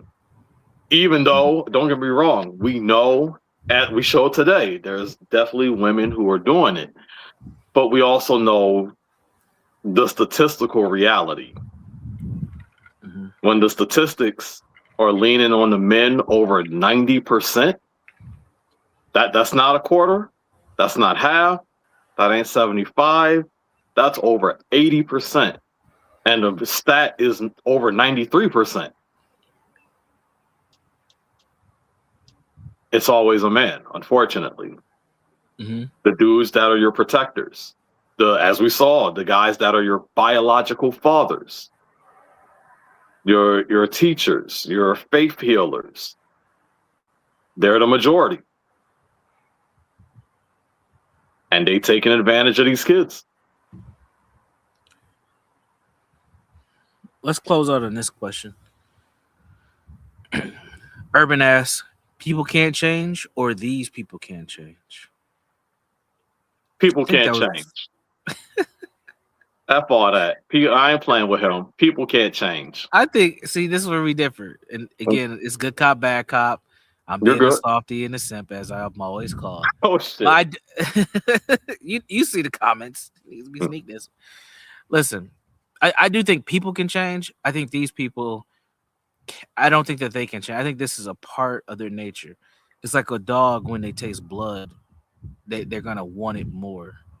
And I don't know how these people get this way, but I do believe that once they have tasted that abuse, that they want more of it. And I don't think you can reverse it.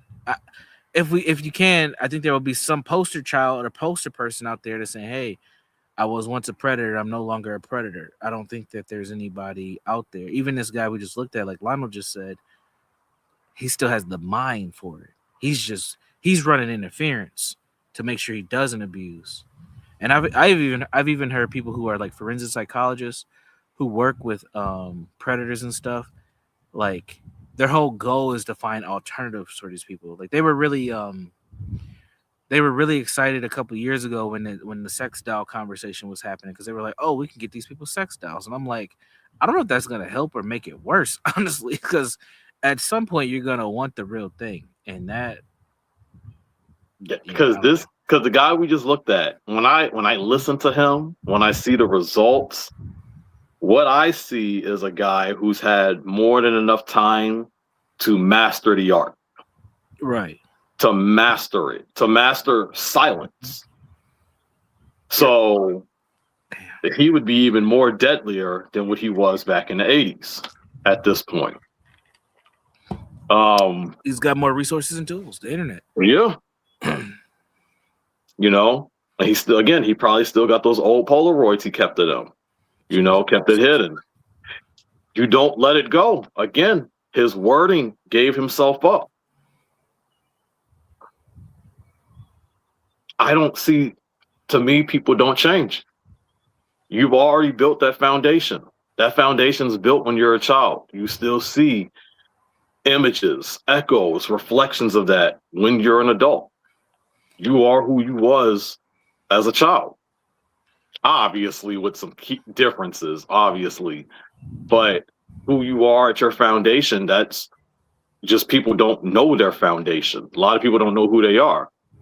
You start asking them that philosophical question. You start asking them about the consistency of strength and weight of who they are and how they built who they are. Who you are at 45 is who you was at 15. Yeah, there's some research behind that. Most of your personality is baked in by the time you're 12, 13 years old. Yeah. That's why when people are like talking about adolescence, like, "Oh, how can I help change my child?" I'm like, it's too late. Like you're supposed to do that 10 years ago. Because really the parents' influence on brain development is really done by the child's like 8 or 9 years old. Because at that point they're more socialized around peers than your parents. And then from there it's more with experiences than peers. So it's like there's a gradual conditioning piece that takes place. When I was studying to be a teacher, that I learned that too. Yep. It was literally that age range.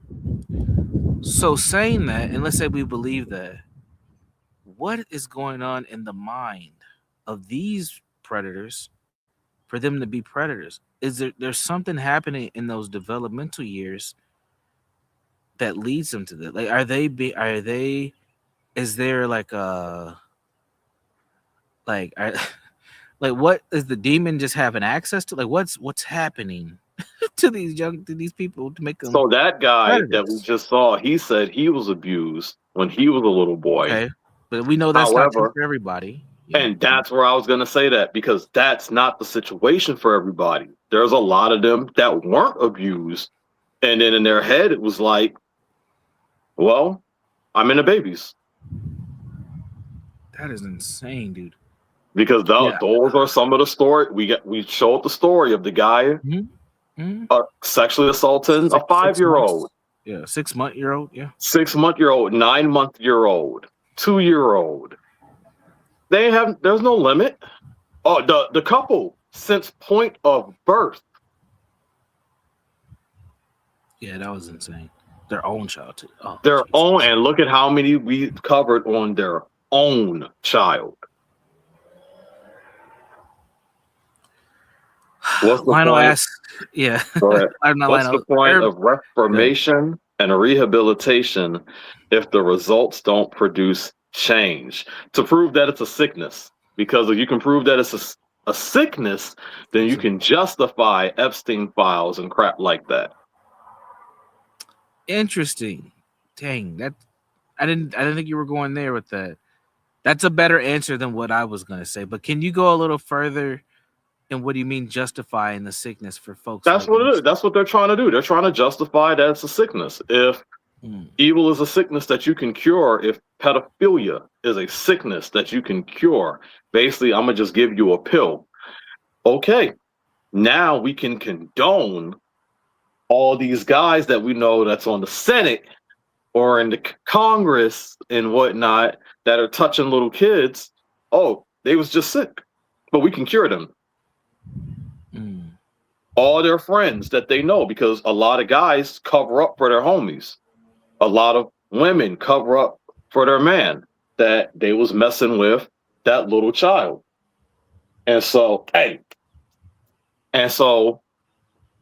it's now that we have a cure, now that we have someone that's showing that, hey, they can change, they're rehabilitated. Now it's not that big of a deal. The 59-year-old that was trying to do the 13-year-old, it's not a big deal. He was sick. We can cure him. Now we can let these grown men around Universal's children because it's not that big of a deal. They're cured. We can let them around Urban's little girls.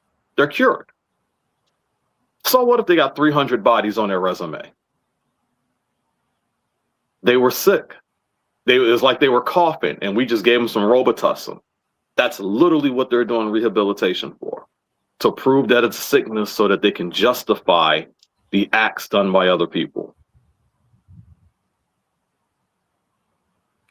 What did they do to abusers 100, 200, 300 years ago? There had to be some kind of moral stance then. I'm assuming. I'm not gonna pretend I got that information off the top. No, of my head. I know you don't. It was more rhetorical. It wasn't. I got you. But I'm like, we're asking moral questions in an immoral world, right? Yeah. But it's like, what happened to these? Like, what used to happen, and how do we get this far with it? Like, geez, I don't know. I'm about to shut it down though. Any final questions from the chat? Chemical castration. I mean, that's fine. I still think that they'll prey on children. There's one ultimate answer, and I need to be careful saying this as I'm realigning my life. There's only one way out. Yeah. And we're not willing to do it because this country is so giving that even some of the most heinous criminals we have get an opportunity of life, which to a certain extent makes this one of the greatest places to ever be. But also it gives people loopholes and opportunities to finesse and take advantage of us, as we've seen. And these people deserve a swift exit. I'll say it that way. This was a good show. Yeah, before we go, Urban wants to come up real quick. Go We'll give him a little time here before we close out. But we are going to close out the show. If anybody else wants to come up and ask any questions or anything, feel free. We won't be here much longer, but we're planning to only do 2 hours. So come on up, ask a question. Urban, appreciate you coming on up as you continue to be a friend of the show and myself. I appreciate it. Small content creator who makes a lot of noise. Universe. Yeah. I don't know why. Love me or hate me. Either way, you're going to talk about me. It's amazing. Oh, man. I don't know why this guy cannot get in my server. This is crazy. All right, that should work. So we'll let Urban come on up. But yeah, man, thanks for the folks who came on by today. Distant Light. We had Wella came over. Ride High Below. Armani. We had Jinko. This might be your first time here. Thank you for coming on over. OPC Don came on over as well. Jinko, make sure you subscribe. We do talk about other things here, but today we're having a more serious conversation. Thank you to Lawrence. I finally got my title. Appreciate you, Lawrence. Get crack as always, and everybody else who came through today. BB, salute to BB. Urban, welcome, sir. Welcome. Good evening. Give me a second. Yep, no problem. While we give Urban a second, I want to thank you to Alex, Antoine, Christ-Centered HQ headquarters, Get Crack, Slick Rick. Who else came on by? Oh, dang, Master Kim came. I missed his comment. Salute to Master Kim. Salute to CM for coming on by. San Jose. A lot of people came on by this evening to have a listening into a conversation that we all need to hear. So I appreciate you all. Urban, whenever you're ready, you just hop right on in, sir. Napstar, thank you for coming by too. I'm ready. Now I have to adjust my audio. Do I sound clear? Sound low? Yeah. Oh, good. Yep, you're good to go, sir. What up, gentlemen? UJ. Hey, what's up, Lionel, man? what's up with it, bro? Evening, man. Hey, we're enjoying this springtime conversation. How are you? Oh, yeah, I'm doing good. Just busy like always, man, but doing good. I always enjoy these shows that y'all do, by the way. Thank you. Because it's very informative for real. Now, I asked that question in the chat for a reason because I'm trying to figure this thing out. All right. Whenever these type of perps, right, they end up entering into the system, the state, they create a reformation program for them, you know what I'm saying? So they can rectify their behavior. So ultimately, they could convert them into, they could be normal citizens. But however, they have certain type of criteria that they have to follow. They have to be registered. They have to go through psychological evaluations. They even house these certain type of on purpose through certain type of communities where, it would prevent them from being tempted to, digress back to, their original factory settings per se, right? So that's why I was asking the question. If that's the case, if y'all believe that there's no change for, these people, right? Then what's the whole point of that? What's the whole point of the Reformation? What's the whole point of them housing them back out so they could be normal citizens? And I heard Lionel, he was saying that it was due to the higher ups and stuff, but I'm even questioning that as well too, because a lot of the higher ups, if that be the case, the higher ups should be part of the same type of Reformation program too, right? Where they're not dealing with citizens who have, children or any type of temptation that will have them be a part of that, So that's why I'm kind of challenging y'all and I'm kind of questioning now. I want people to understand my position clearly too. I'm not condoning the behavior of, these perpetrators at all, period, not a long shot, because I believe that they do need to be housed. Personally speaking, I believe that they don't need to be part of this, our citizens, part of the citizens, part of, society, anything like that. I believe that they need to be in a separate institution altogether. I mean? Not necessarily prison, but a separate institution where it's only them there, period, and they can't see the day of life for the rest of their life due to this heinous act that they did. But what say y'all, gentlemen? I'm not opposed to that. I think that takes a lot of resources that are similar to allowing them back into the community, but at least They're not offending. Um, I don't think that there's a rehabilitation for most of these folks. I think the number of rehabilitation is probably really small and probably not worth the effort. So if there was an asylum or a compound or something where you put these folks, I wouldn't be opposed to that. Because at least they're not causing more harm, but to children at least. When it comes to rehabilitation, I just haven't seen enough evidence to say that they can be rehabilitated. I think some crimes rehabilitation is possible and some crimes are not. And this is one. This is not a victimless crime. This is a crime that can last generations or even end generations for Yeah, of some course. people. So for me, there's not enough evidence. I think that it can be a waste of resources. And again, it just shows you how much of a giving country and society we have. Even though there's a lot of things that we need to work on, we still give people an opportunity to live. So, but I do think we waste a lot of time, energy, and resources on this. One of the most sought out psychological jobs. If anybody ever is like, hey, I'm trying to figure out my career and I want to do psychology, you can be a forensic psychologist or you can do psychiatric. You can make a lot of money if you focus on working with predators, because most people will not work with them. You will get a job. You might get a job before you graduate school, before you even license. That's how bad they need them. And most of those jobs are definitely they're all six figures, but they probably start you at about 150, 165. But most people won't take them. That's across the country. They will. When I was graduating with my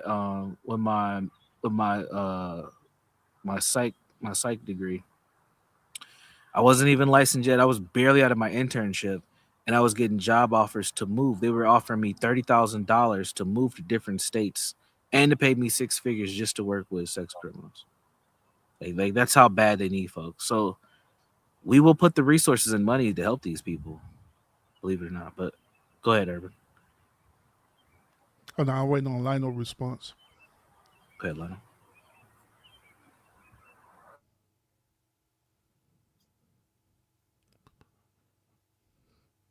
It's too many patterns. That's the problem. They've already created the pattern. Like you're not rehabilitating anything. You're just making excuses at this point. We're putting in resources to find a cure that doesn't exist. By the time you catch these guys, they've already created a resume. We're not even going to play the game of, or what if we catch them right away? That doesn't happen. That's rare as hell. By the time we catch these people, they have 13 victims on them. Plus, they've already created that pattern. They already got in their mindset. They already got that fixed. They got the power. There is no rehabilitating them. They are who they're going to be. Yeah, so let's say in a hypothetical perfect environment, right, where these perpetrators, right, they go through the whole rehabilitation process. They go through the programs. They go through the 12 steps. They even house and located in certain type of communities where it'd be more beneficial for them. You know what I'm saying? And they did all these things, and to top it off, for a requirement for their freedom, right? They still have to monthly participate in these same type of, certain type of programs, whether it's psych evaluations or wherever the case may be, right? Just so, their mind is still centered into the rehabilitation process. Y'all don't believe that in this hypothetical situation that these type of perpetrators could be reformed long as they're in this controlled set of environment? I think that a very small number could. It's probably under 10%. Because I think that the desire is not being replaced with anything. Like the setting's changing, the consequences are changing, but the desire is still there. So I don't think that that's gonna change much. Yeah, I got What you. do you think, Lionel? Consistency always breaks. Consistency always breaks, or it's redefined. And yeah, I mean, they're still going to see eye candy. They're still, you're going to be 59 and you're going to still see that 11-year-old with them soccer shorts and be like, that's how they're going to still look at it. They may not do anything about that, but now they're going to find a way to go online, get themselves a picture. They're going to find a way to get themselves some magazine slides some way, and they're going to act that out in the bathroom. Because that, like he said, the desire is not going away. Yeah, so that's what I'm saying. In this scenario, all these different barriers are being put in place so it will prevent them from even falling into the temptation component, like I was talking about, right? Where they're registered, they can't even have socials at all, period, because when they even try to remotely create a social, immediately wherever IP address they use, right, which will be assigned to them, they won't be able to create no type of social whatsoever, period. So they won't have these type of interactions. They'll be very limited to participating with the actual society. They'll be very limited to that. Let's say that in the same scenario, they create let's say a small community for them, right? And within a small community, they got places where, they could get their food, where they could buy, sell, or trade, right? And even that is controlled, you know what I'm saying? Where it's no children there, it's adults at a certain age there and stuff, right? Not younger adults or anything like that, but everything is controlled. And even within that, the people at these stores and facilities, clothing places, stuff, right, they may look like regular employees, but in reality, they're actual social workers that's employed by the state, you know what I'm saying, who know how to handle, these type of perpetrators and stuff. So everything's set in place for them. And once again, I'm just saying this is hypothetical, Yep. I'm not saying this happening now. But I'm just saying, in all of that, in a hypothetical situation, y'all are telling me that they won't be able to reform, they won't be able to totally convert and change as long as they stay in that certain type of environment. No, I don't think they are. I don't think so I'm either. not gonna, I don't think they are. And even in that type of environment, the one thing I have known is that you see it too often, and I don't have data for it, but you always have an empath. There's always someone that shows empathy. Someone is going to slide them a picture. Someone is going to slide them that temptation. Because there's always somebody, especially if that's going to feel sorry. Look at men who go to prison for 15, 20 years that are attracted to women. They may never engage in any like homosexual activities, but if they get out, they still gonna want a woman, even though they've been restricted from them. Yeah, of course. And I was going to make that reference as well too. Talk about the criminals and the prison system. Now we all can agree that we'll say roughly about let's throw about 10%. We'll say about 10% of the population. That 10% will ultimately conform back to their ways, and them the ones that we see when they get out, they have probation, and next thing you know, they end up you're either robbing somebody, killing somebody, or doing whatever type of heinous act, and they put them right back in there. You know what I'm saying? But the remainder of the percentage, they have did the same thing. They went through the rehabilitation process. They've been reformed and everything, and they literally had changed their ways, and their life has literally changed, where even if the temptation is there's certain type of parameters that's set in place for them where it would prevent them from doing that. Now, the only exception to the rule is that sometimes in them situations, a person will convert back to that due to high level of stress. You know what I mean? So that's also similar to a soldier who developed PTSD. You know what I'm saying? So at one point in time, as long as they're in that type of control situation to where everything is going the way that it need to go, then less likely they're gonna have that full-fledged PTSD episode, right? But however, the moment when they start getting into a stressful situation with their life, like say for example, they can't find a job, They wives done left them, or something even more Yeah. strenuous that happened to them, then eventually it'll have them convert back into that because they feel like that's the last option, last Good. hope. I mean, all that shit should happen to them. They're not supposed to get rewarded. Ain't no hope for them. No. So you're going to go back so now because oh man, life is hurting me. Now, I'm about to go back to being this. Dude. The predator, yeah, that's crazy. That's on him. No. I'm not talking about the predator part. I'm talking in that situation. I was talking about the soldiers, the military. I'm not talking about them. Because that'd be utterly ridiculous. But I think there's a level of brain science in here too. And I ain't trying to nerd out, and I don't have the visuals, so some of this is gonna just be a little disconnected. But for humans, the same way we encode memory is the same way that we push it out. And for these predators, the way they're encoding their pleasure principles, having sex with children, is the same way they're gonna put it out without proper replacement and forced intervention. That will not change. They're gonna still have that core desire. It's just like a person who has sexual desires with an adult.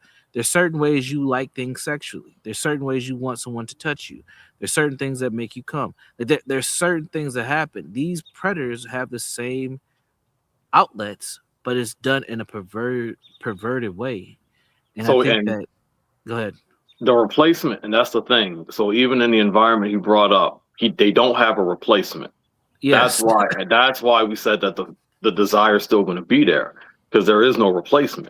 I can't say, let me award this person with a nice chick, but he's going to want that chick to dress like she's in middle school.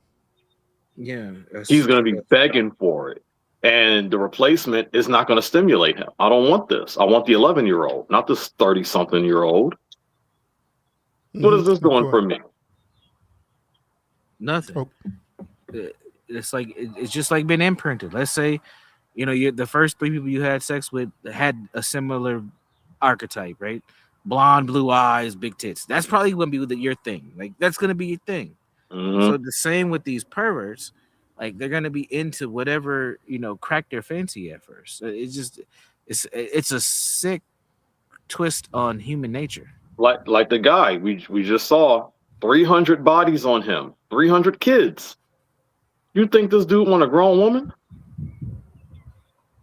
Only to get access to the child, probably. Exactly. Rehabilitation. What is that supposed to do for him?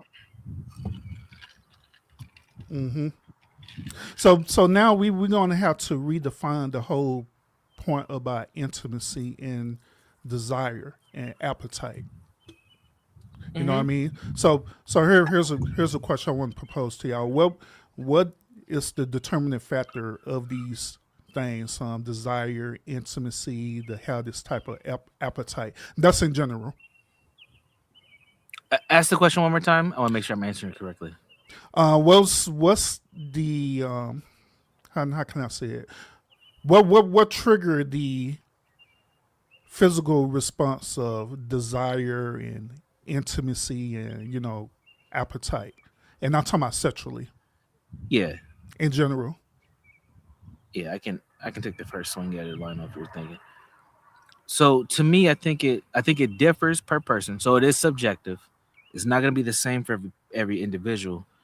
But because everybody gets horny by something different. So I think it depends on the initial things that got you aroused. I'll say it that way. And sometimes I think you can find arousal in things that you have not experienced yet. Like, damn, I didn't know I was interested in that. Like, you might just come across it somewhere. So it may vary for different people, but I think usually your first sexual engagements are going to lead to kind of your core sexual or intimate desires. And then you learn about yourself as you go. Sometimes you may be infatuated with the person and they do something or they smell a certain way or they say something and then that becomes a part of your thing and that's something that you enjoy.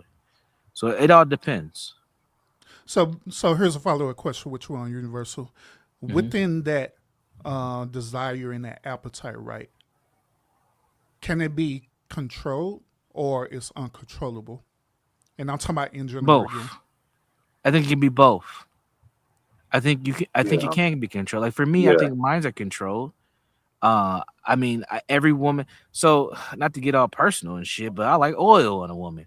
But every woman that's oiled up is not gonna make me horny. No. Gotcha. I like smiles. I like nice lips. I like good eye contact. I like a woman that smells good. But every woman who has those characteristics, I'm not attracted to. If just Pearly thing has all that going on, I'm not fucking her because she's not attracted to me. I'm just saying. I'm just being honest here. I'm just using a woman that most people would know in this space. So that's good that you mentioned that, right? So by your response, that means as long as there's some type of stimuli, that it could be controlled. You're not gonna lose control and want to do something to a woman. Like say for example, well, let's use who be good? Oh, Lo. Let's do Lo for example, all right? Oh God, no. Use Lo. He's listening. Lo Go ahead. Lo has people Lo. going crazy. Go ahead. So we gotta get some hate on this episode. So you end up having this sexual appetite for her, correct? And so within that sexual appetite, you know how far you can go, and you know how far you cannot go, correct? Are you asking me directly? I am. And this is hypothetical. We're talking about hypothetical. We're not talking about literal. My God. This is a hypothetical story. All It's right. hypothetical for you. It's about to cause all type of problems. Okay, He so got the question is, he can might I as well keep go ask me. It saved Universal. I'll tap in for you. Ask me that question, Herman. You already heard the question. Go ahead and respond to I'll it. answer it. I'll answer it next. I'm not scared. But the thing's like, I have a diverse pattern though. That's the thing. I have a diverse pattern. Mm-hmm. So for me, it's definitely, it can be controlled because it is diverse. But I also understand what doesn't turn me on, what doesn't trigger me. Mm-hmm. And like, I don't see men and be like, yummy. I don't see children and start, moving my hands like Birdman. So, I don't like fat women. Mm-hmm. Like if you look like Big Pun, can't do it. Can't do it. Like, my penis shrivels back. It's not playing that game. So I know what doesn't turn me on, just like I know what does turn me on, but it is based off of patterns. Mm-hmm. But the same can't be said. We posted a story earlier about a guy who was fantasizing about having sex with a child. Where it was like a 5-year-old, 5 or 2-year-old, one of them. And so the woman decided to act those out because that's what was turning him on, to dress like a child. That was what turned him on. That was his fantasies. Gotcha. So Lionel, let me ask you this question, bro. Go for it. Can patterns be solvable? Yes. Yeah, they can. And how can patterns be solvable? Well, what would be the general process behind that? Well, you got to break the pattern first. Mm-hmm. And how do you do that? And you got to, that just depends on the pattern in that case. Gotcha. Depends on the stimuli, correct? Yeah, you got to, once you break the pattern, then you got to introduce a new pattern. But then acceptance becomes that as well. You got to accept the pattern. Yeah, it becomes the immediate reality, correct? Because if you don't accept the pattern, that wording you just used, reality breaks down. Mm-hmm. That becomes the other issue. Because you already got that pattern. And now you're pretty much just putting it in a folder and you're replacing that with a different folder that's your primary folder. But if reality breaks, you will fall back into that other pattern. Yeah, correct. But it doesn't mean that you're going to permanently be there, because I don't believe in absolutes. Gotcha. So Now let's circle it all the way back to my hypothetical situation that I was Yeah. presented to you, gentlemen. Okay, and y'all position is still strong on that, correct? Yeah. So Yeah. so let's go back to my hypothetical situation again. You mentioned about patterns, y'all. University, you wrote down about the desires and the appetite and different things like that. Correct. So Yeah. even within this system that I'm talking about, right? It has patterns. It has pattern per each perp who's within this said system. So if we are able to identify the pattern, right, and able to solve the pattern, even though we know it's not going to be absolute, we know it's not going to be perfect, but however, if we could get that person to conform into that certain type of pattern or that condition, that ultimately what's going to happen, that person is going to accept it. Now there are other nuances that could be presented to them, where you could remove the type of sexual desire that they have within that pattern, which I do agree with y'all that even though if you do remove it, that doesn't mean that the desire is going to be dismissed. The desire is still going to be there, but however, it's going to be very, very difficult for that said individual to be able to participate in that, as long as you in that particular type of pattern or environment or system, as long as the system don't collapse. But would y'all agree? Only if they remain in that system. But again, Yeah, correct. Yeah, correct. Okay. Because to me, all it would take is for them to step off that campus onto a playground and they're right back in it. Like I don't. Yeah, correct. Now, once again, in this hypothetical system, they're not able to do that. They're not going to be able to be pre-populated with the normal culture or society ever again. They're going to be in this type of system. You could call it a compound or whatever you want to call it, Sure. right? But they're going to be in there, and that's going to be their new reality for the rest of their lives. Yeah, I think they're still going to want the desire. Yeah, correct. The desire, I'm not disagreeing with y'all on that. The desire is going to be there, correct. But however, it's going to be very difficult for them to get that desire satisfied because now they're in the system, and that system is programmed through patterns to recognize the type of desire that they want, and it's going to try to rectify them, is going to try to reform them the best way possible.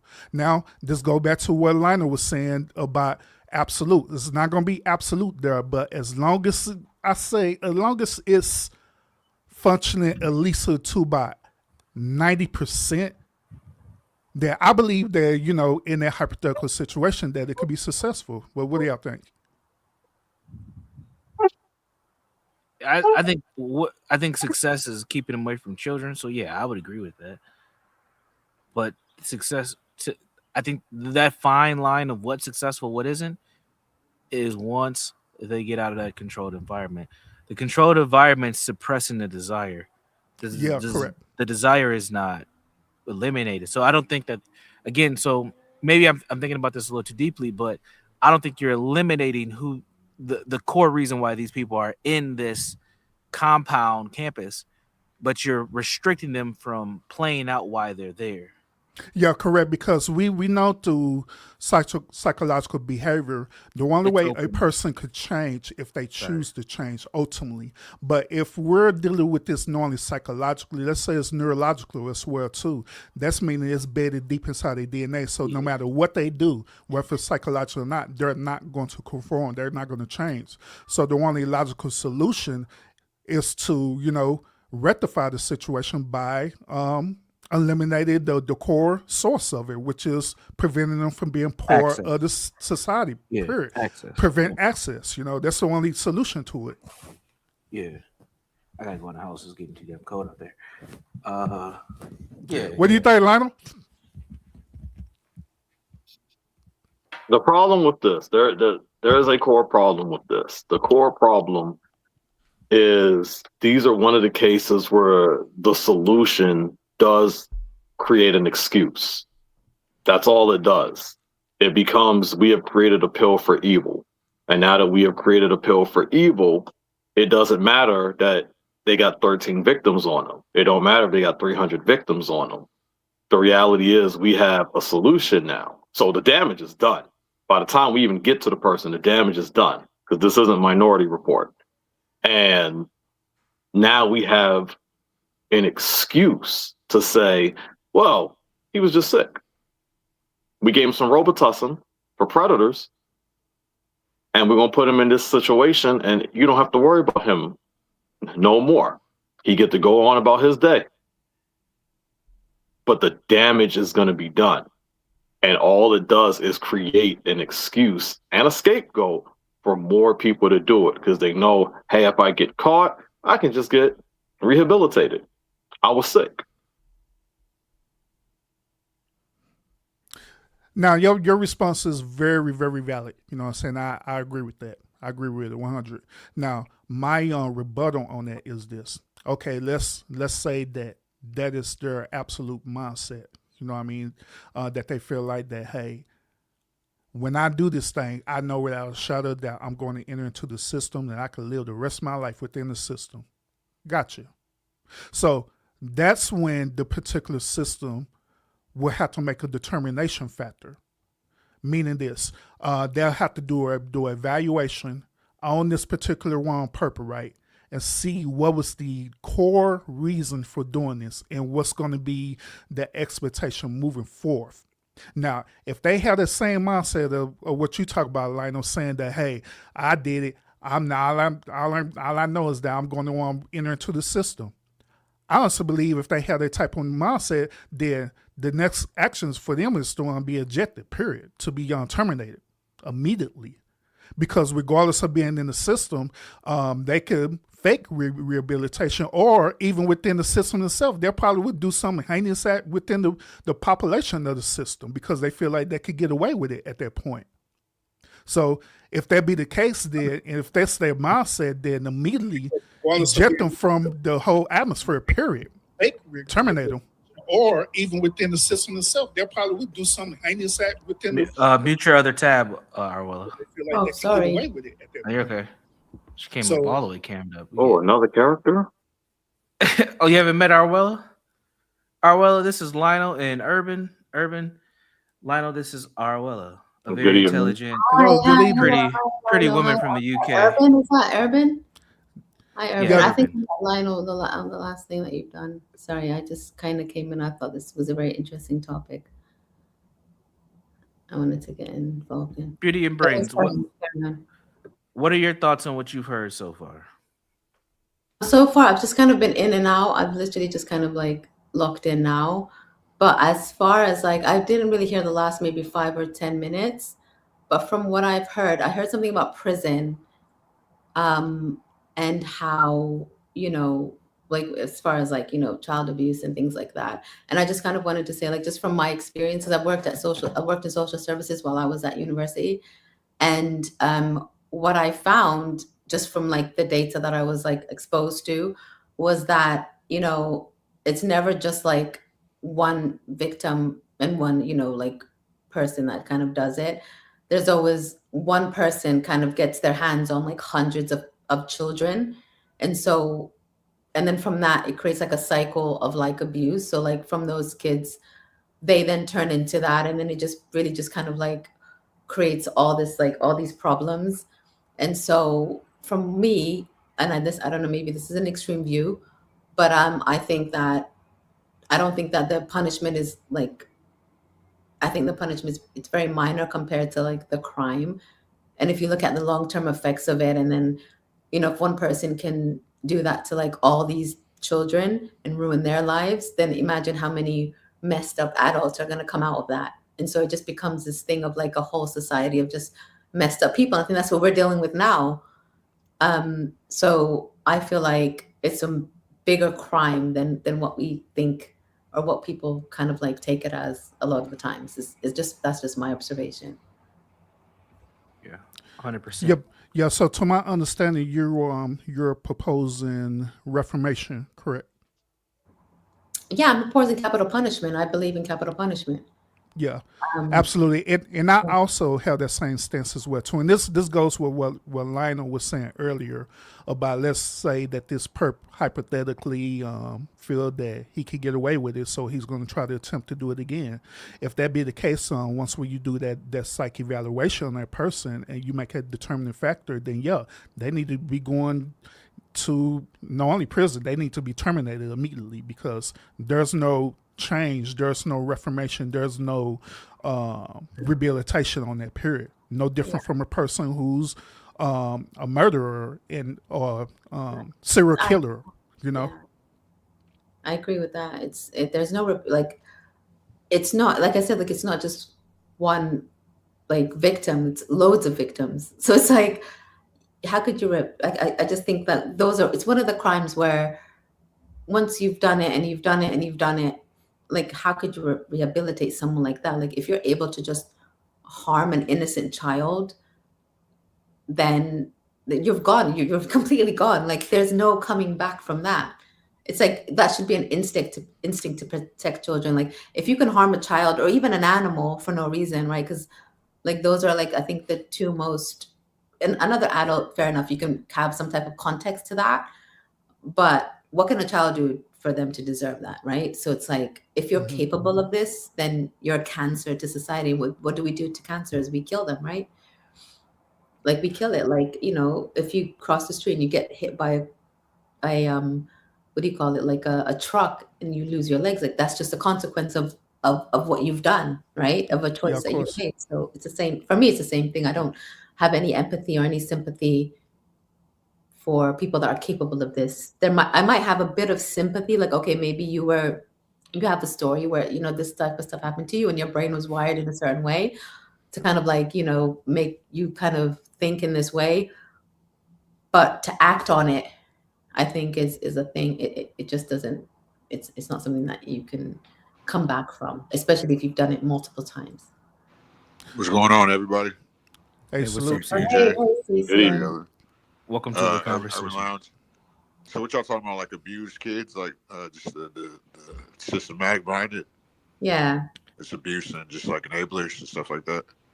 Right, for the most part. And Urban, if you want to throw your question back out there, we can do that too. But yeah, that's what we're talking about overall. Well, Did you want to chime in? Go ahead, I didn't CM. talk to you since that one time, but we've actually lived in the same place, so he knows a lot about the system and like what they do with the specifically the juvenile penal system in California is like with the most abusive system, especially you remember Silmar, right, Urban?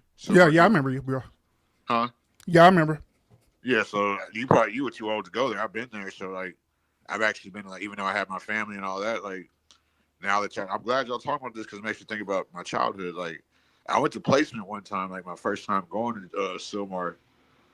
So like I had to stay in like South Central with this old black lady for a week. Like this is right after my parents separated and moved back in with my sister.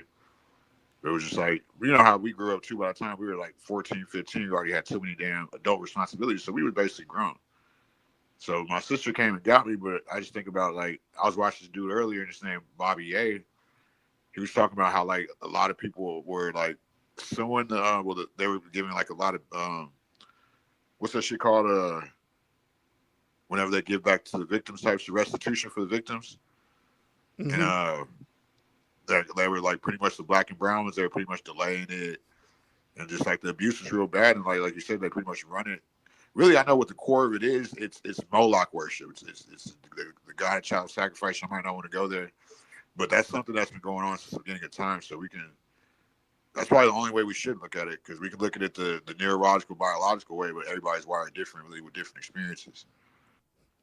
Yeah, correct. So let me give y'all another question. I kind of want to pick y'all brain on this, all right? So we was talking about reformation, right?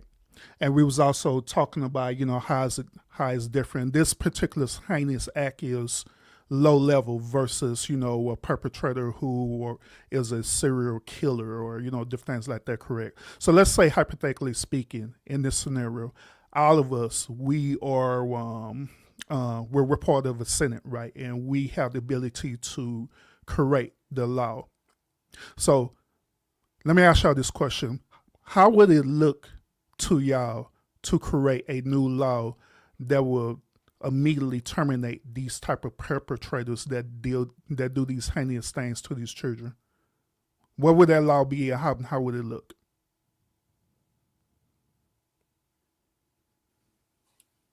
I'll go first if nobody's ready. Go ahead, Arwella.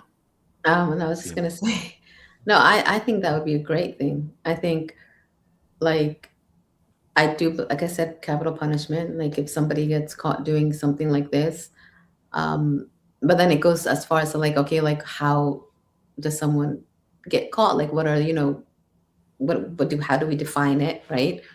So, but if someone was to get caught, and I feel like going to jail or like just some type of like severe punishment where you're never ever allowed around children or society, like you get shunned from society or you get killed. I think that's the best way to eliminate these types of things. But I also think that people who do come out with these like urges and like who say, hey, I've never done anything but I have this, or like I think they should also be treated in a certain way. I think, I don't know where it comes from, obviously I'm not, maybe Universal can answer that, but like if it's like something inherent in them and this is who they are, then it should be studied. It should try to be mitigated as much as possible. But I feel like anyone who goes and acts on it, like I think there's a difference between having a feeling or an intention and then having the action, right? So I think we should treat that internal feeling, but then I feel like once it becomes an action, then it's just like, then there should just be punishment based off of that. But there should be steps before it gets to that point.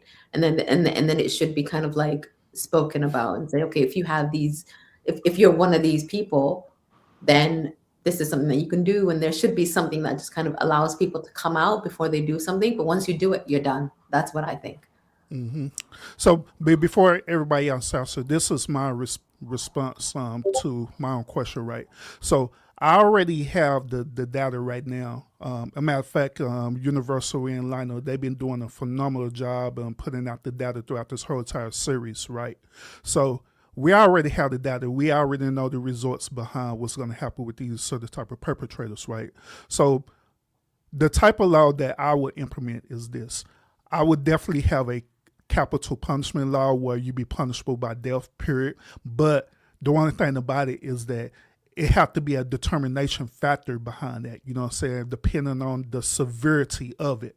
Now, say for example, if this like a first offense type thing, then maybe I'll be lenient to have them be populated into the system that I said earlier in the show, which is to have them rehabilitated and housed in a certain type of community, you know what I'm saying, where they can be rehabilitated, but they won't have the privilege of being part of society ever again. They still have to be registered. They still have to do these other services as well too. Now, if they become a serial behind it where they sit up here doing these things to children, they got over 100 victims behind them, then yeah, absolutely, the punishment is death, period. It's no negotiation or anything like that. It's death. Same situation with a person who's a serial killer. They deserve death. They don't deserve to be part of society, period. They don't get that privilege anymore, But y'all go ahead. I think it should be a federal law that is implemented across all states where your first offense is your last offense. First time, last time. Punishable by death, period. Because it can be your first offense. You can abuse somebody for years. I mean, that's torturous. I wouldn't want them in general population. I think you give them 90 days of time before the execution and get them out of here. I think the closer you are to kids, the worse the punishment should be. Like if you're like a teacher, like stuff like that, like, you know what I'm saying? That's like, should be the worst. The punishment should be the closer you are to children. It's just like, I mean, I don't agree with like the feeling over like if you have urges to even do something sick like that, that's like obviously you don't have the right neurological wiring, like, and that should get you put in some type of, that should be a crime in itself, is what I'm saying. Yeah, what's more closer to kids than being a parent? But like that's some sick stuff. I agree with you because it's like if you are a teacher and like you're put in this position of power, or like this position, like it's like you've been seeking it out. So it's like, yeah, that's what I'm saying. there Yeah, should be more exactly. responsibility because you have access to so many children. And so the closer you are to these kids, then like a teacher or like a daycare or like a nurse, it's like it makes it a lot worse because it's like you're around vulnerable kids all the time. And so how many victims do you have, you know? I actually agree with what Ricky Z saying, because I know how the mental brain works. It's like people. That's why there always be criminals, because people like doing shit just because it's illegal. Like, I mean, I heard a lot of people say, "Damn, smoking weed was a lot more fun when it was illegal." No, no, I no, heard no. people say that. I don't agree with that because I feel like, I don't know if you've ever been to like a country where the death penalty is like there. I think it does deter people, and just the thought of the stigma behind it, right? And the shame in the family. Because imagine, you know, a family member of yours has gone through this and they were like, it's just done. Like, I feel like it doesn't, yeah, people will hide it, but I don't think it's gonna be. I just think the punishment that we have now is not enough, and regardless of that, like once it's out there, it's out there, and yeah, it's not gonna. It just gives. I think it gives the victims a little bit more power, right? To know that, okay, if I do tell, then this person's gonna be gone forever. You know what I mean? Like now, it's like, I don't know. That's something that could work both ways. Because what if they Yeah. have the abused mind state, like, okay, I don't want this person gone forever. They was going through something, like trying to sympathize with their abuser. Yeah. So what would be the better response then? Because there's Now, gonna be both sides, right? we need to hear Lionel. Lionel trying to run away, bro. No, because you're funny. I mean, the reality is, I mean, Department of Justice already told us every 1,000 cases, only 310 get reported. Of those 310 that's reported, only 50 will actually result in an arrest. Of those 50, only 28 is going to see a conviction. Of that, only 25 is going to see an actual sentence. So if only 2.5% of predators are ever seeing a prison cell, the hell type of law you think you're really going to make that's going to catch these guys? Because the reality is literally telling you how bad it is and how much they get away. They've already conditioned their victims, most likely, generally speaking. Y'all talking about teachers and shit, but the reality is it's the I parents literally just or said that. I the literally just family. said that they'll sympathize with their abusing. So they It's learn gonna not be to. it's gonna be the family. That's gonna be the majority of the people that's gonna be held accountable. But they've already conditioned the kid. Some of them are really good enough to hide the damage as well. So again, if only 2.5% generally is going to see a prison cell, you're pretty much fighting a losing battle. But do you think that the family members should also be punished as well, like the people who allowed it to happen? Because I know there's Yeah, a. that's. I mean, have you ever had a I statute think of they murder? should also be punished. I think if you're a parent and you knew about it, you need to go to jail. I'm sorry, something needs to happen to you.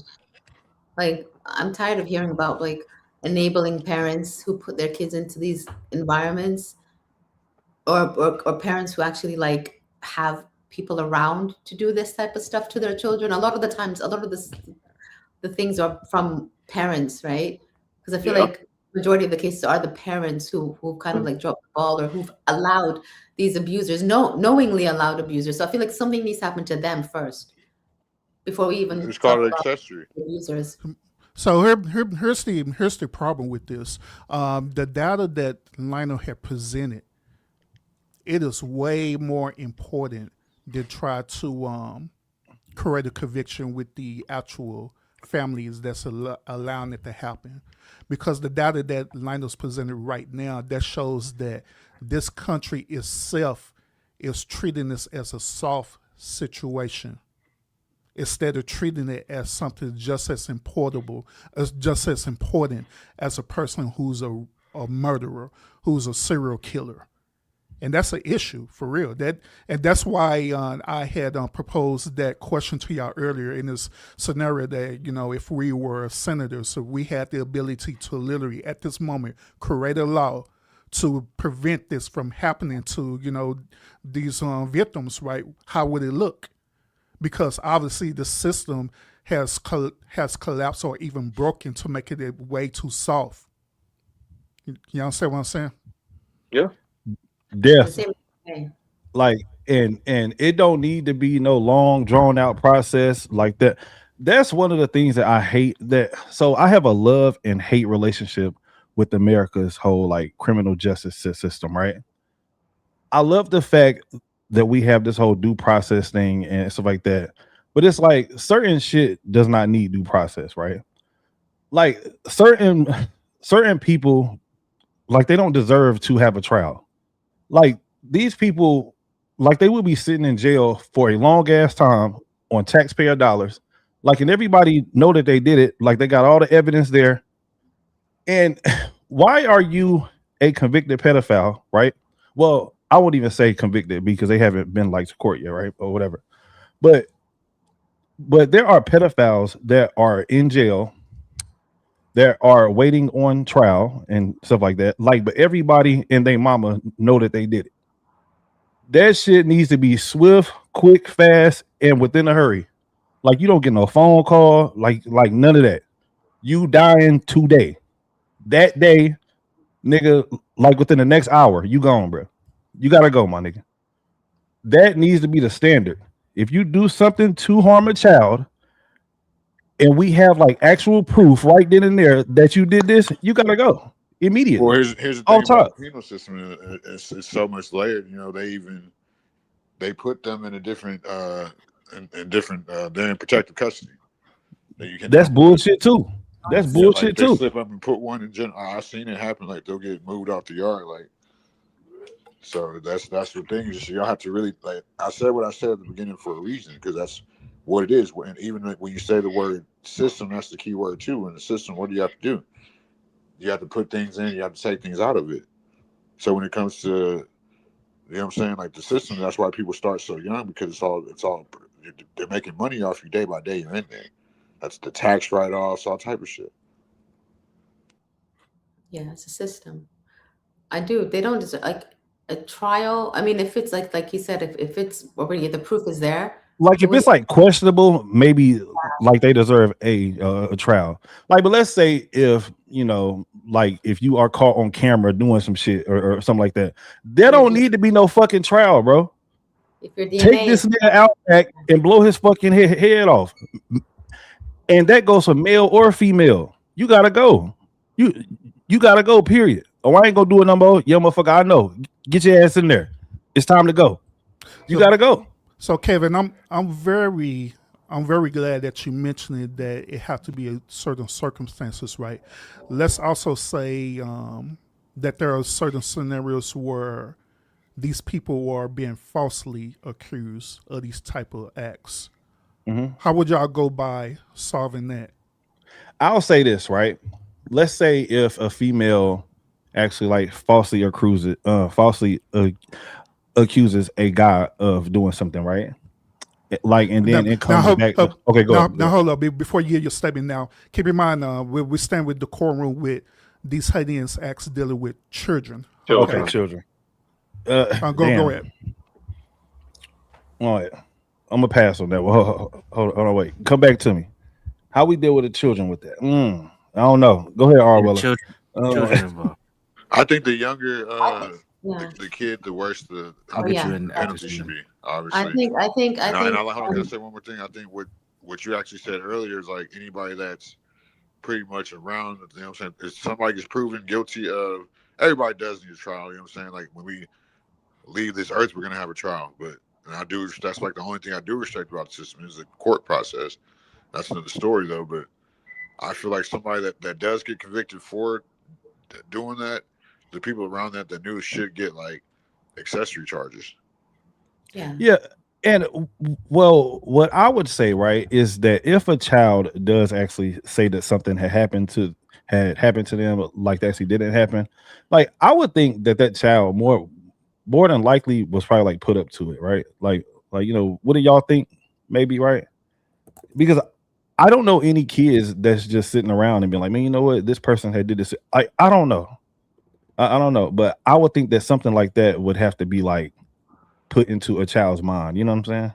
Yeah, and sometimes I know that sometimes it does happen where children can kind of coached into like saying certain things because a parent wants to get you know, that happens. But I feel like if there's like pure evidence where there's like DNA and, you know, things like that, Oh yeah, yeah. Yeah, it's that's over with. black and white. Yeah, that's a black and white case. I think if a child says something, then it should be treated like, you know, as the truth, but it should be investigated. I think, yeah, I think it should be investigated. I think that that child's words should be taken, and then the parents as well. Like there has to be evidence, and I don't think it's very difficult to find out whether a child is lying or not. I think children are not the best liars, right? And someone said here, like AI can be used. Like, who's going to go through green screens and AI and things like that to do? I don't know. I don't know anyone who would go through all that trouble to convict someone. But I feel like there should be more. There should be physical evidence and obviously digital evidence as well. I think they go hand in hand.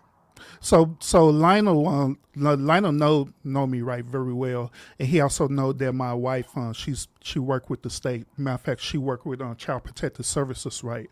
And so the reason why I threw that scenario out there is because this is one of the current cases that my wife is working right now, where the child had literally told CPS that one of the parents was doing this to them, and so of course they have to go through the due process to figure out if this is the truth or not. So far in their findings, they're finding out that the reason why this child is doing this because they don't want to be abandoned by this sort of type of parent that they say that they love. So they created this type of scenario for it to happen. You know, in this particular situation. Now, is that the situation across the board? No, not at all.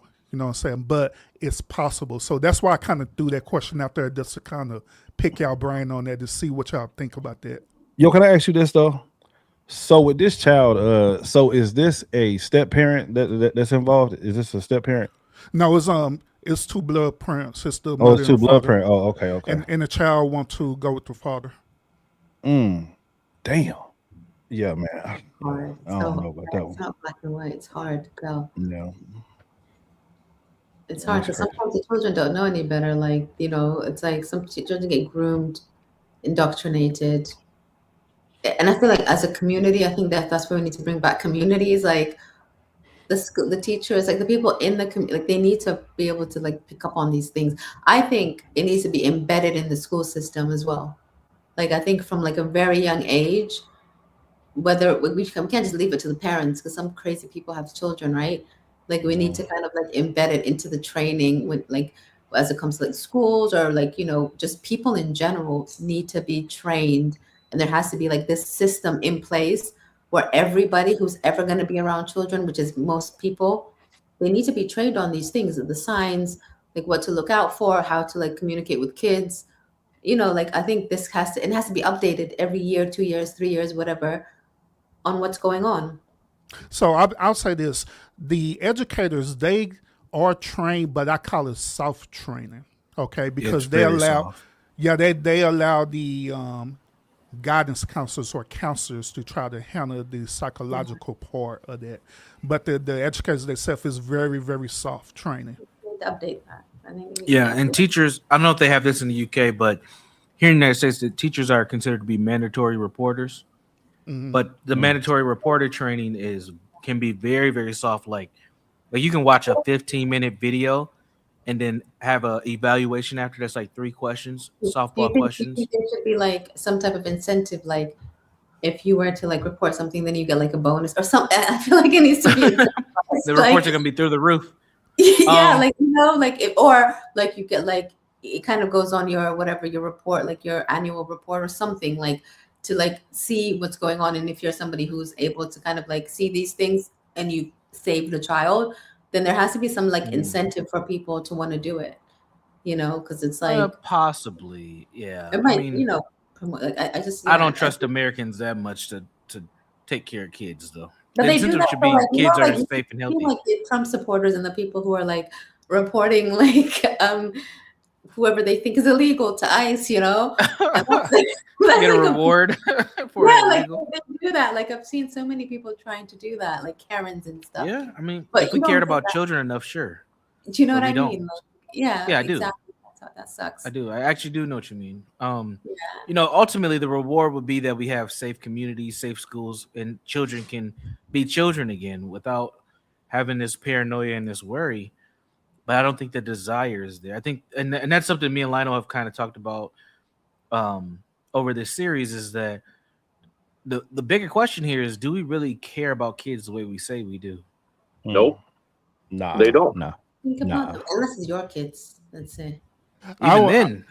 Go ahead, I'll throw this out here. I'll say that we treat children as collateral damage. Do we really? That's sad. Yeah, we do. Within the system, we do. It's collateral damage, because if that would be the case, then we'll have higher laws to protect them instead of the soft laws they got currently. In this country alone, there's a 45% malpractice rate. That number hasn't changed since 1995, and it's been y'all gonna updated. keep it real, or y'all gonna sugarcoat it? What's the real deal here? That's because of women. Because of women. Here this nigga go. It's the truth. That's because of women. They triangulate the system with the kids, and when they all seen their mamas and grandmas do it. But you got to think about it. Our childhood was the worst childhood when it came to I think we kids. don't have communities anymore. There's no shame. Okay. Yeah. Bring back That makes shaming sense. people. Bring back ostracizing people. Bring back like shunning people from the village and saying, "Ew," you know what I mean? Like just bring all that stuff back. Yeah. Child support. Come on now. So y'all got an issue with feminism, huh? That's what it is. Well, Not even feminism. Like, I think feminism doesn't exist to me in my it's not real women life, that do the perpetrating. when A you lot of think it about it, men. like Yeah. that's the real No, reason why. men do it. Men are more. There's Go more ahead. pedophile men. There's more men pedos than there is women pedos. Yeah. Yeah, that is true. And Overwhelmingly. Overwhelmingly. And I'll about to get ready to rebuttal on that too. What C was saying, because I don't agree with that.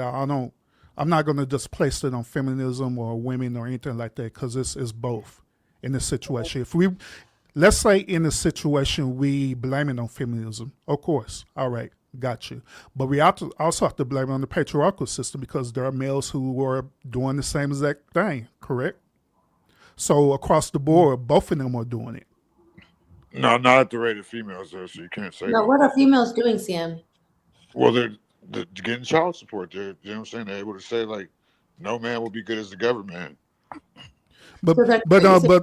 Child support is needed though, bro. Because man, there are some men who just don't do nothing for their kids at all, and women too. Child support is definitely needed, man, for sure. But I believe that talking about child support is a disingenuous argument. Talking about what we're currently dealing with right now, the child support also don't have nothing to do with both men and women doing these things to these children. That is a choice that they're making. They don't have nothing to do with that particular systematic thing that you're talking about. Oh yeah. I mean, the system. I mean, you can't ignore that though. Like that's really what it is. But then how does that lead to like child abuse, CM? Because the child ends up going to the system 10 times out of 10. Whenever the woman chooses the government, I even heard rumors that there's always going to be children in the system, even without child support. Not at that rate. Shouldn't the system change? Shouldn't like the punishment change? I'm talking about like juvenile halls, like placements, like. Those are the places. What should be done? Because regardless of the child support, those places are still going to exist.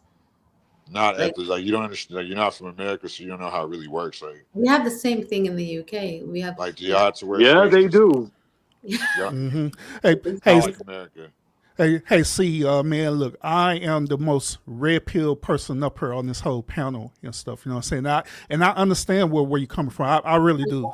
But in this particular conversation, I don't believe that's going to be a very suffice argument for saying these people choosing to do this behavior with the children, though. To me, that's the worst child abuse taking. No, CM, no. What I'm saying is like, regardless of like child support or whatever, like there's always going to be children in the system, regardless. Like their parents could die, something can happen, right? Yeah, but that's rare. No, but like it happens. Either way, these people are still going to be, there. These people are still going to exist. It could, even in households where there's two like parents. There it happens to a lot of people, so that's not going to stop. Still kind of dancing around it. That's why we have to. Of course, men are wrong for stop child support. That's pedophilia, is it? But I mean, we're going to a different, like, you know what I'm saying, like, because it's still abuse. That's still You know what I'm Yeah. saying? Either way Yeah, you yeah. put it, when you take a kid away from their father, That's like, still abuse. That's a level of abuse. Yeah, I agree. yeah, I mean, we don't gotta sit here and beat the head off pedophilia, but Yeah. you know what I'm saying? To me, that's still like you're taking the kid's childhood away.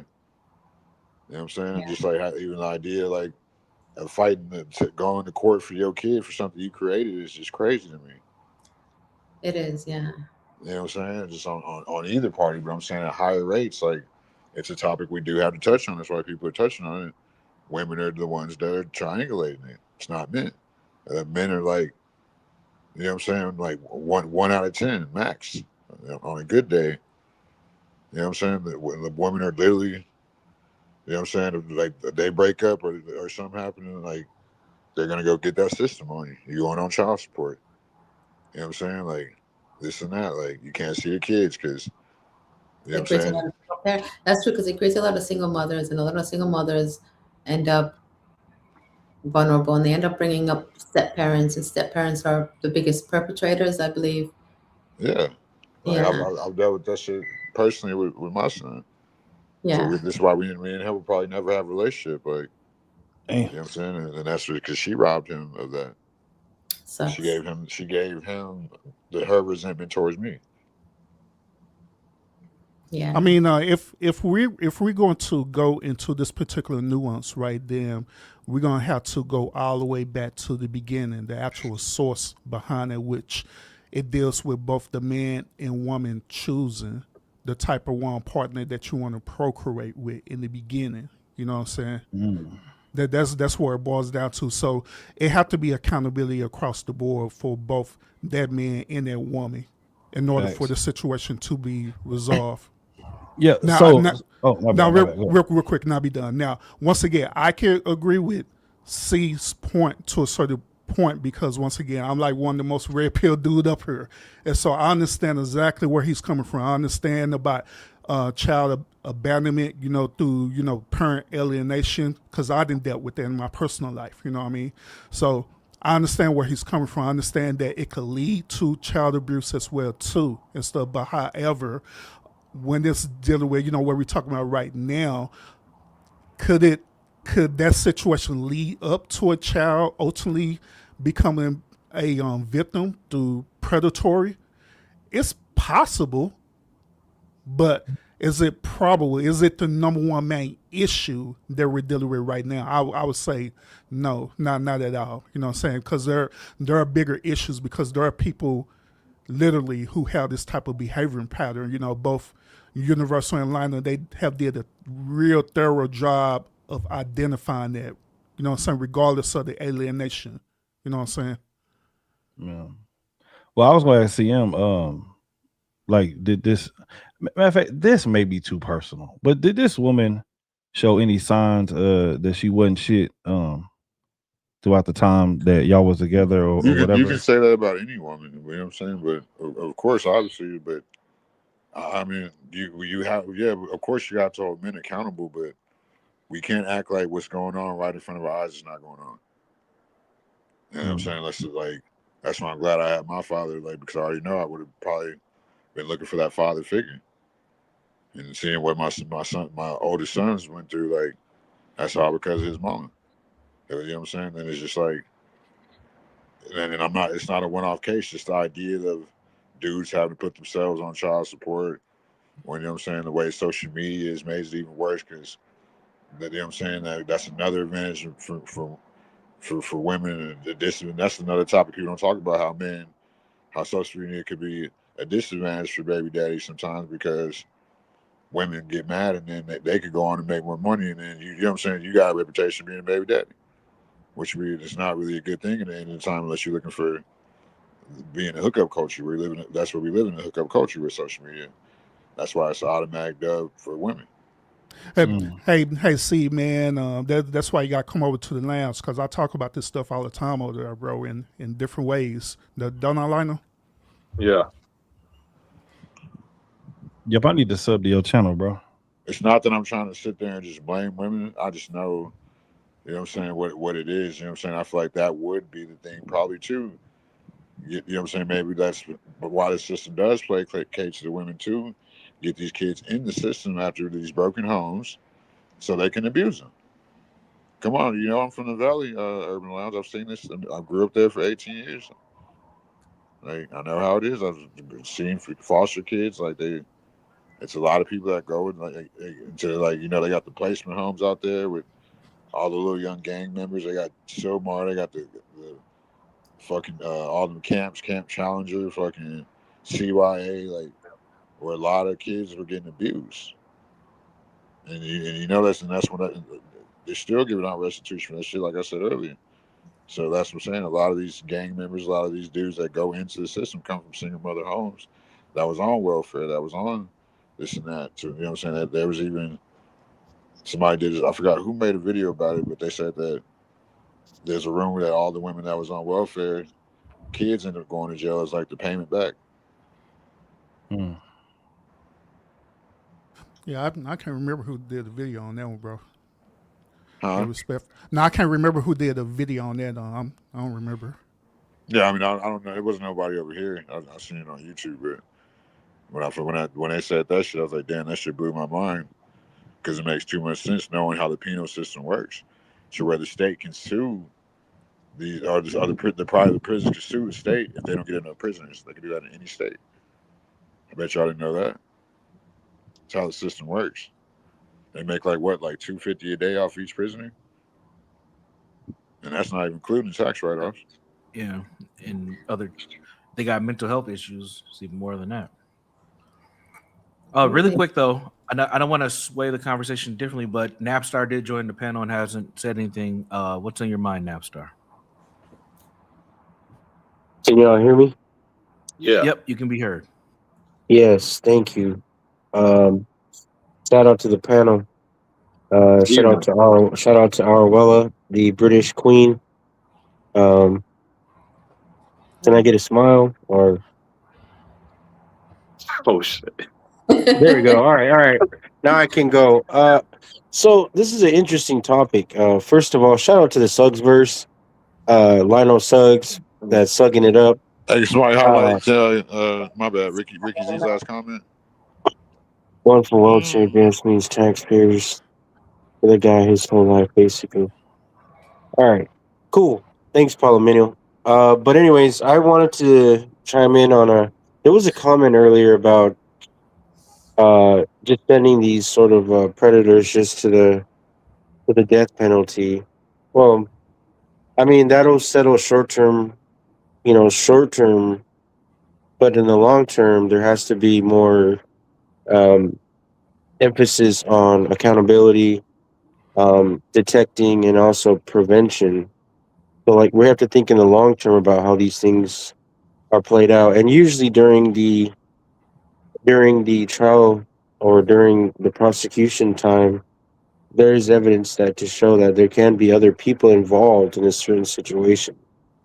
So it's not just one all be all. We're not just prosecuting this person, but you also have to look at their families, their structure, and when Lionel. Well, not even gonna take it at Lionel, but usually how these folks get off easy is because there's not enough evidence, or it's a he said she said thing, and it kind of gets messy from there. And therefore, how are you trying somebody? If a kid, like was mentioned before, if a kid is saying, "Oh, he touched me here and here," but they could easily be manipulated into that, right? So, all in all, I think it's really when we try to convict somebody, but then we weren't able to detect it a long time ago that this person has, shouldn't be around kids. And I think that's why we need to emphasize on sort of these like prevention methods, detection, and accountability as well before a lot of these things happen. I know it sounds, ridiculous and whatnot, but how many times have we been saying this over and over again, and it kind of just fails a lot of the times? It's like then we got to look back at how the system is structured, right? Like people were saying, like Lionel was saying, a lot of these predators get off easy, or they only serve 3 months, or 2 years, and they're back out, right? So I don't know. I was just kind of throwing that out there because I do sort of I agree work with that in a 100%. I do work in a field that is heavily based around a lot of this this sort of situations. But yeah. Hey, Naps, let me ask you a question, brother. Um, since you're talking about the system, how the way it is correct, what will be your proposed solution in rectifying this situation? How would they look to you? Well, And it can be hypothetical. I so there's a lot of talk about restorative justice, distributive justice, all these other methods of justice, and how we're trying to reinvent the justice system, right? Or at least try to make it to where it's about, I don't want to call them victims, but those who are, I guess, affected by, the things that have happened. So I guess it really comes down to healing those who are a part of, the situation that's happened.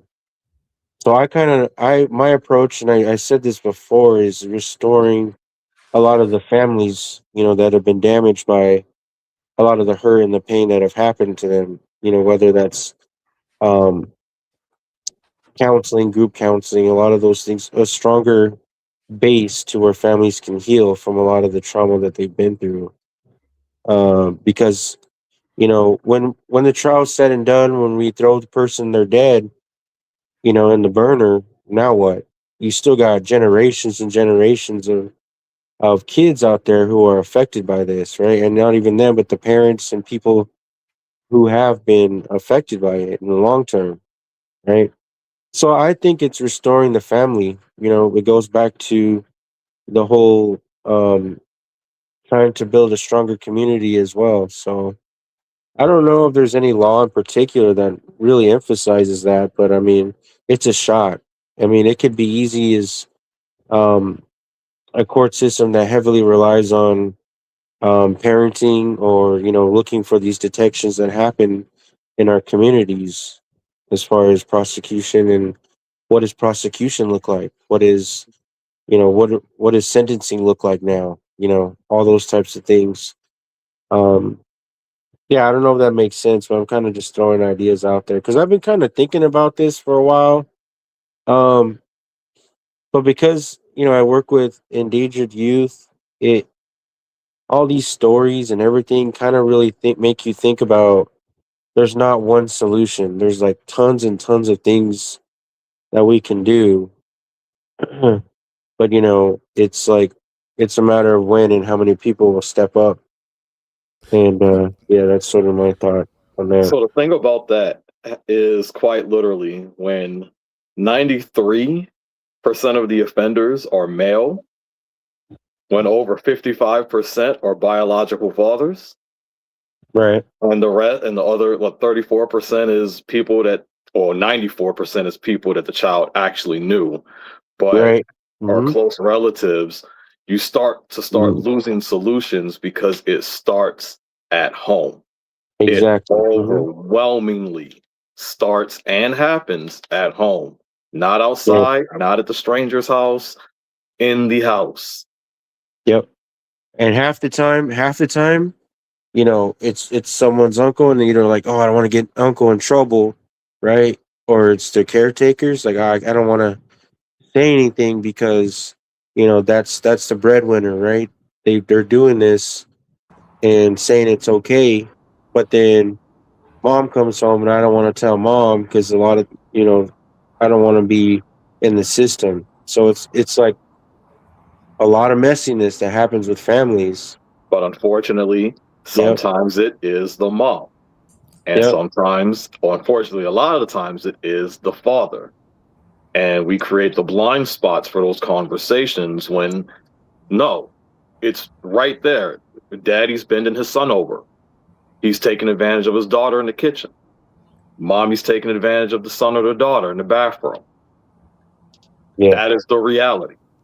And then when they give you these offenders, they've already gave you the stats on that. 71% had no criminal history. They're pillars of the community. So Nap, by you learning this new data that Lionel is presented to you, right, and your whole stance is community first. So, what will be a hypothetical solution how you can rectify that situation based on what you heard? Well, it is because of the information that Lionel said is like it's at the home. So it's learning about it comes from the home. So we have to learn about the home. How are these homes structured? What is going on here um that is happening behind closed doors? Is what is the problem? And I don't know. It's a tough. I'll have to come back to that one because you don't want to damage a home because of something that has happened, but it's over the a number of years that this abuse has happened, and it's going to damage the home forever. I mean, and I don't know if there's any part of people that want to save that, but I think first and foremost, it should be trying to help the person that this affected. If it's the child, then we have to do what we can to try to make sure that kid can live the best life that he can or she can, right? I Yeah. mean, it has to be that. I mean, we can, as bad as it seems in the damages of families that I've seen, and, the court ends up saying, hey, you know what? Both of y'all, that home, the parents, as a judge, I'm going to be like, you know what? It's best if this kid goes into a foster home so he never has to deal with any of y'all again. And that's it, Yes. Yeah. right? So once again, Universal and Lionel, they do a phenomenal job of presenting the data.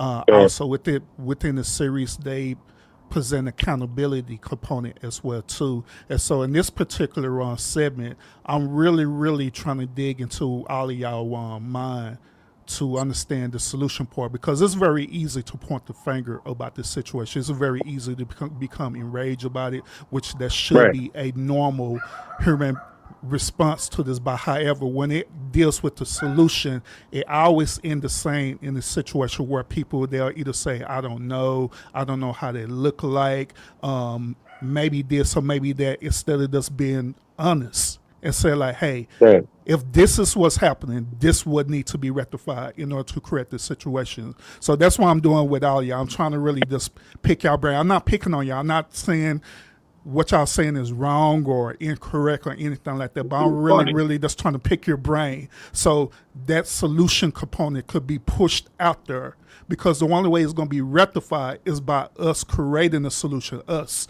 the citizens, because we know the system is kind of broken over here in Right. America. I'm not sure how it is in the UK. I don't know if it's familiar or UK not. is worse. I think it's It's worse. horrible. Yeah. UK is so, horrible. so I think Yeah. it's worse. We go yeah. through all this stuff and the crime, like the punishment is nowhere near the crime. But I just wanted to know, like, how many people who actually commit these crimes have had the crimes committed onto them? I feel like a huge Right. percentage.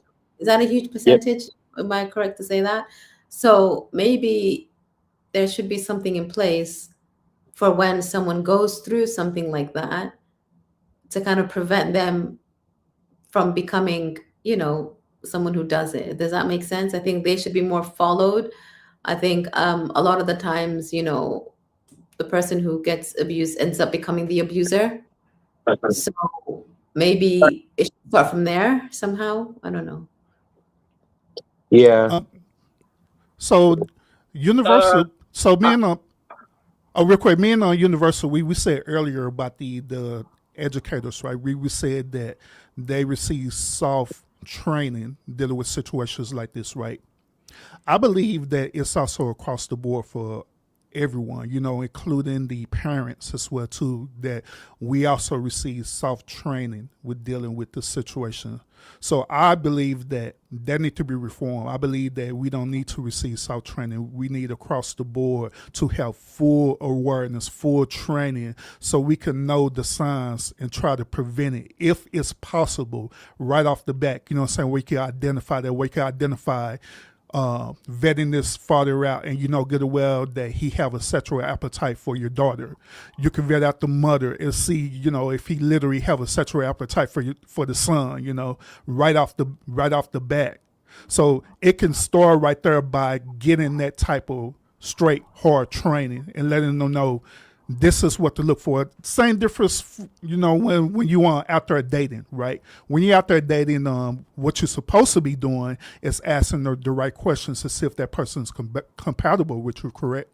So why are you having that? yeah, while you having that conversation, you should be having honest conversation as well too about children. Like, hey, you know what I'm saying? You have children. You ever touched the child before? I mean, just be honest. Like, hey, you touched the child before? I'll run background checks and see if they got a case on them, all kind of stuff that could possibly prevent this type of behavior from happening. I dig deep into the family history as well too, because it may not be the person who you vetted. It may be the uncle. It may be the aunt. You know what I'm saying? Or do you think like if you end up getting pregnant, there should be like a mandatory course that you have to go through? And or like, you know, I agree to that. Like I think, or you know, if you're a single parent, there should be more stipulations on you. I don't know. I just think that there has Nope. How come? My mom had me when she was 11. So 11. And she did a phenomenal job with me. Wow. I think he's being sarcastic. No, I'm not. She No, had no, me when he's she not was being 11. sarcastic. No, Being she had me when sarcastic she at all. was. Child, Yeah. that's a child. She was a child, but because of the laws that were here at place, she was an emancipated adult, despite the fact that she was raped and she was she had me. So she was put on the street because her mom told her she wasn't going to help her, and she had to find a way to raise me without grandma, without mom, without dad, without aunt, without uncle. Her teachers were constantly trying to rape her. The neighbors were trying to come at her. We were on the streets, and she found the way to do what she needed to do as a mom, which is why I don't let people give me excuses on parenting, because I watched the child do it. Huh. Yeah. Oh, before I forget, I just forgot. What was I gonna say? Something Urban said. God damn. You're getting old, sir. I know. Fuck. Person. Too much boy crap, and I'm getting. I know. Yeah. Jesus Christ. I'm trying to be serious for once. Stop thinking about those boobs. Focus. No. Because Lionel makes a good point, and just as serious as CPR or training, when we get in our fields, we learn about CPR, right? So it could be what Urban was saying, or somebody was saying that not soft training. It could, we should have training that is more effective and efficient, and especially rapid responses. That those types of things help us, because you never know if you can help save a life, especially a kid from going into the system. I mean, we have all the data about when kids are misplaced, but how many of them have successful lives? Is it better being in the system and going to these different homes? How would you know if these people are just banking off them, when they come into these homes, right? So, In the home should be vetted a lot more, because right. like a lot of people just do it for the money. Mm-hmm. So I think there should be more. And like I get it, like they might not have a big budget, but like just what Lionel was saying, like there shouldn't be no excuses. There shouldn't be ways. But I also think that there should also be things in place, because not everyone gets like I feel like not everyone should be able to have children. That's just my view. I think there should be some type of thing in place beforehand, because I believe like an ounce of prevention is better than a pound of cure. Like it's better to prevent it than to kind of think of solutions once it's done. And it's easier said than done. I get it, but like I think that there has to be something in place beforehand. Like, okay, now that like if you're young or if you're a child, or and you're pregnant, there should be things in place. You should. In the UK, it might be a little bit different, but I don't know if it's still like this anymore. But like when someone, regardless of like your age, whatever, if you are about to have a child, you're put at like the top priority of everything, whether it's school, whether it's like, babysitting, whether it's like work experience, whether it's a home, like you get everything kind of like given to you, just because, and the younger you are, the more help you get. And the less like experience you have, the more help you get. So if something like that happens and you get kicked out and you're like underage, it's like, okay, now that you're underage and you have a child, like we're not going to put you into like a home with all these other people. We'll give you your own flat, we'll give you your own studio.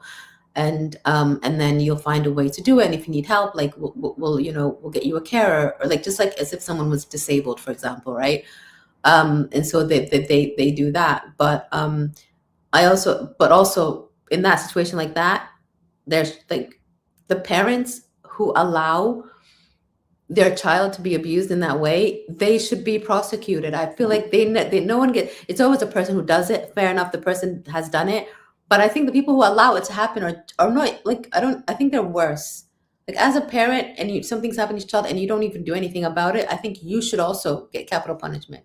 Like you shouldn't even be able to have kids. Something should happen to you to the point where you have to have that fear in you, where it's like, I'm not going to get away with this. Like you're not a victim. You know what I mean? And I know it's harder to prove, but like something should happen to parents that allow these strangers in their homes, right? Like if there's a stranger in someone's home, like there has to be something because some women are, they allow stuff to happen because of their own insecurities. I don't know if you've seen the movie Precious. That was like such a traumatizing film to watch. But just seeing that film and just thinking, there's people out there like that, because it's based on a true story, that there are mothers out there that are jealous of their kids, or like their kids are getting abused, but they're trying to compete with them and, things like that. So I think those parents, and then they end up with multiple kids. So I think those parents need to be convicted, or something needs to happen to them. I think they shouldn't get away with it. I think parents shouldn't get away with it. When parents sign a contract saying like, I'm going to protect this child, and something happens to me, then I have to share some of the blame. So Lionel had said earlier that his mother was 11 years old. So that placed her roughly in middle school, correct? Yeah. So I believe that the training for the children should start roughly when they enter into middle school, to bring awareness about, the situation that we're talking about right now. That's where it should start educational wise. Now, before that, the parents should already have hard education dealing with this as well too, because the training initially starts with the parents, whether it's a single mom, single father, or two-parent household, however the dynamics is. It should start with them initially, and so when they get to middle school, and middle school start teaching them this same type of training, then they'll be fully aware of it. Or when the instructor is teaching them, they're like, oh yeah, mommy and daddy taught me that, and now the instructor is giving more details about the nuances behind that. Now, once again, I'm not saying that this will be 100% accurate, but I'm just saying that it could be a foundation for prevention. You know what I'm saying? Well, what do y'all think about that? Yeah, middle school is what, like 11 years old? Yeah, about 11 years old. Yeah, definitely.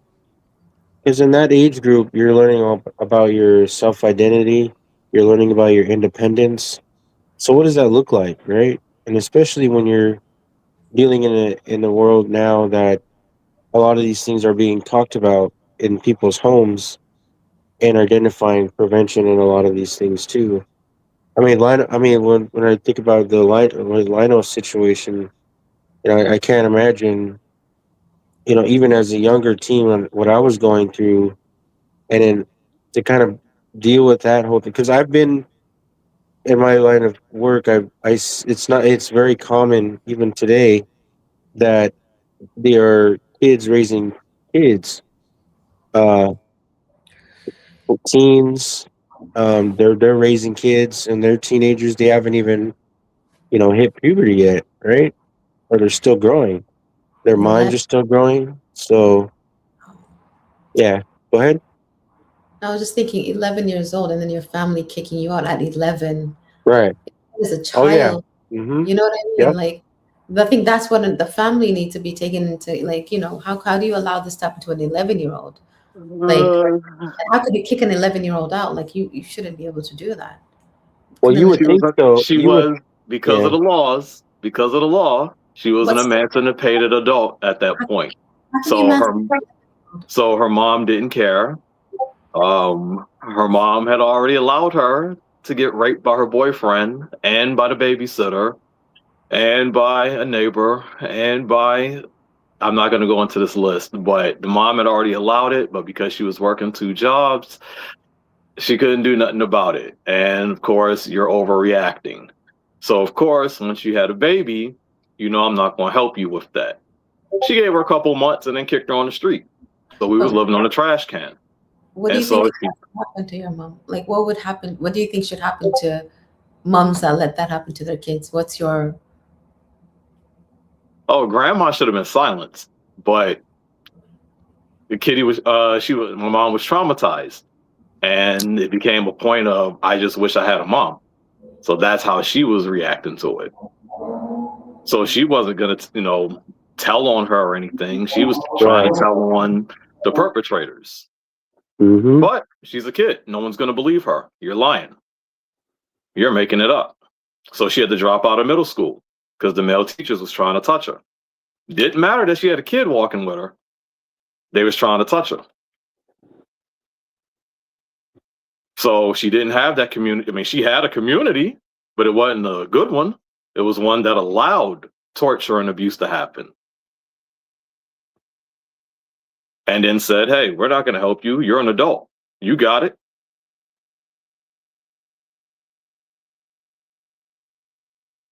Yeah, I've heard stories, and man, yeah.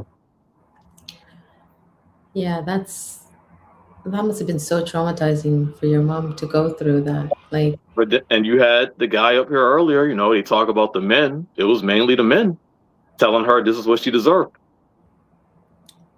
how did she deserve, like, how can someone deserve that? Like, I'm just telling you what she said, what I've heard, what her little brother has verified. It was mainly the older men telling her she deserved it. She's a woman now, so she got to be able to do this. This is 11, 12, 13-year-old girl being told she a grown woman. yeah. But look on the bright side. Lionel Suggs is an amazing writer. His mom is alive, healthy, and we're doing our best to try to have these conversations. Because a lot of these things don't get talked about, it's important we're bringing these stories and these truths. And I say truths because a lot of times people will say, "Oh, he's that's just fluff." Not everybody's like. There's a small amount of people like that, but that's bullshit. It's true. It's the truth. So I acknowledge Suggs man for bringing this up because a lot of times these things are just kind of brushed away because of how uh, I guess you could say quote unquote dark or traumatic it might be, but these things are very common, and people aren't willing to dig in that or want to open or shine the light on it. Yeah, so I commend Suggs for sharing his story. We're in the Discord all the time, and Lionel will bring something up, and we talk, and I appreciate that. But there's more to Lionel than just what's on the surface, and I appreciate that. I appreciate you. But the thing is, here's the thing though. It again starts at the home. That's why when Erwin's asking, like, what's the solution? If the majority of the offenders are men, then it goes into biological fathers. Then it goes into the place where it's happening the most, at home, or it's happening around the relatives or the teachers, the protectors. Finding a solution becomes something of a core value people got to have at the same time, and people don't have that. Right. Yeah, agreed. That's the thing. If you don't have the core value already, teaching it is only going to teach you how to ignore it, or teach you how to work around it or hide it. Right. So earlier I remember earlier in the conversation was that you and UJ kind of go back and forth that having a kid changes you, right? Correct. I would say that because I'm a father to a teenager right now, a boy. First, it's all in if you do have a son or a daughter, that really brings the difference into it. Also, I would argue that it does change you, but it also helps you. allows you to grow in places that you haven't seen in yourself that you haven't grown. For example, I had no idea what masculinity or feminism or any of that stuff does. But those were blind spots to me because I didn't really care. It wasn't until, he was born and he starts talking about, his changes in his body and thoughts and ideas and all these other things that I wasn't allowed to share. It's like, oh shit, have I been ignoring this as well? I think it allows you to grow in certain places and it also allows you to fail in certain places. For instance, the whole girlfriend phase, I know that's something that men with boys are like, oh yeah, go out and get it. Some it's like, no, no, no. We gotta learn the principles and what you stand on, right? It's gotta be these things um that you have to figure out yourself in a positive, and sometimes the positive is gonna be, yeah, maybe you get heartbroken, but that's not something you should go out and start hating women, right? It's gonna be a lot of heartbreak. There's gonna be a lot of you're gonna learn and you're gonna fail in a lot of things, right? And I know it when you have girls, it's a whole different perspective, right? And what that looks like. But Hey, hey, now yeah, you mentioned you had said something that was extremely important. I don't know if you gravitate towards that, but you mentioned that people do not care. And the reason why people don't care at that moment is because it's yeah. not affecting their immediate worldview. But the moment when it Mm-hmm. affects their immediate worldview, then that's when they care. And that's why Right. this conversation is important, because you do have people who never experienced this a day before Mm-hmm. in their life, you know what I'm saying? And so they're not going to care about this versus, a person, like on Lionel or other people as well too, who have dealt with situations like this, you know what I mean? So I believe that it needs to be across the board, that people need to start caring. They need to start having that sympathy and empathy and understanding people who do go through this, and they need to have that same type of attachment as well with people who go through this, so this could be prevented, so it could correct this prevention. It shouldn't be swept on the rug Right. because it don't affect your values, your core system, your worldview, anything like that. Because if it affects my brother Lionel, then I put it to this way: if we say that we are a community, right? If we say that we are a monolith, which we know we're not, but Yeah. hypothetically, if we say we are we are a monolith, right? If my brother Lionel has been affected by this, by proxy, I should be affected by this as well too, regardless if I never dealt with it day before my life. And that's how the way we should be towards each other, especially with dealing with conversations like this. Mm-hmm. For sure.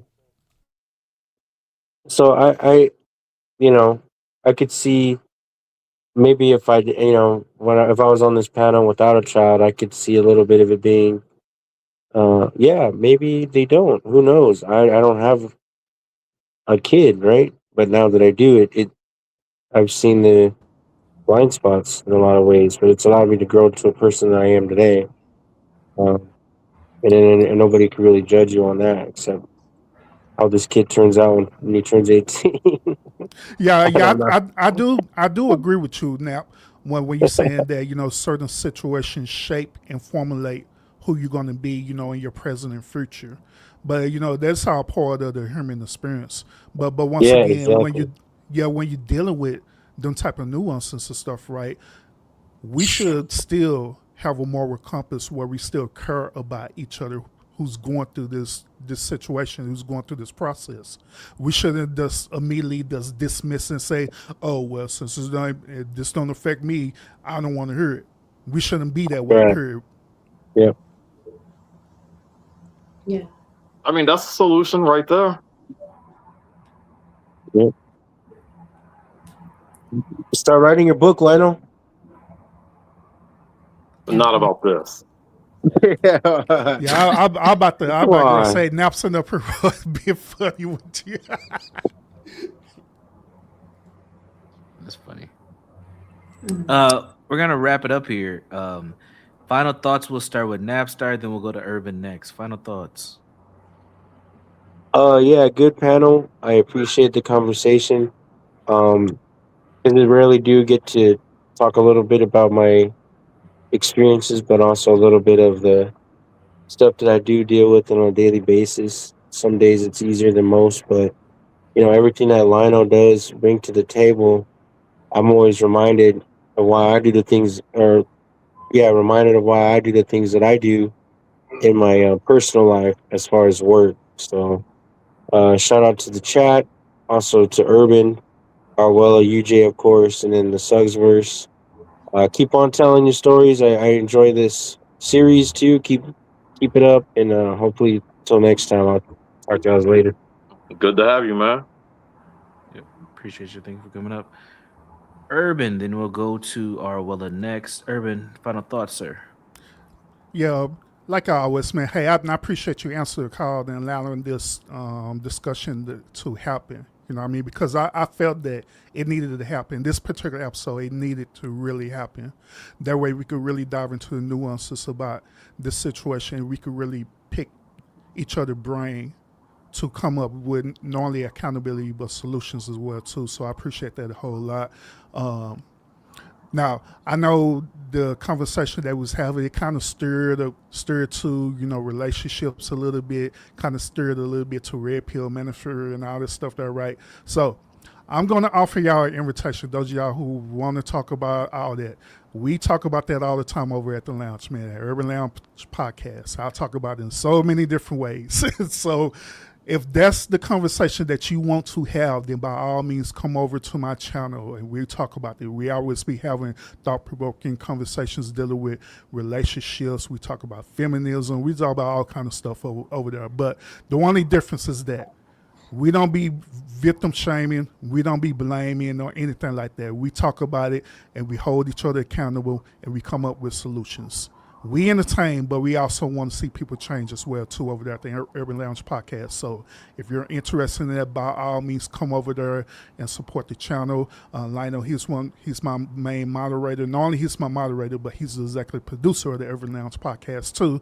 So he be also assisting me with coming up with different talking points and topics and stuff over there. All right, so check that out. Appreciate you, Urban. Thanks for stopping by. Thanks for Appreciate chiming you. in. Folks, the link is in the chat and on the screen. Urban Lounge Podcast. Bigger content creator coming up here showing some love to a small little UJ channel. Appreciate you. No. See, there's nothing too, because you're not the only one who say that, Universal. Yeah. See, I'm humble about mine. The more I grow, I never forget about the other channels that I networking with. You know what I'm saying? Unless there's been some straight buttholes, but there's neither here nor there. But but other than that, I always love to pay it back. You know what I mean? So I don't have no problem with coming over to other channels if other channels want me to come up on a panel or anything like that. I have no problem with doing it at all. Period. Appreciate that, man. If I ever get to the many as amount of subs you have, I'll be the same way. I'll always come back and contribute to help folks. But man, I sure do. Yeah, he ain't lying. I sure do. Yeah, you do. You caught me a couple times, so I'm like, Irvin, what the? And then I keep watching because it's you. That's funny. But that's a good tactic there. He's paying attention to the algorithm. Perfect. All right, y'all have a good night. All right, have a good one, man. All right, the queen herself, the ice queen. Excuse me, the ice queen herself. No, thanks for this. Go ahead. You graced us with cam foot. I mean, you got on camera. I think you put Lionel on a little shot. Lionel swallowed his tongue when you came. He was like, "Oh, hold on.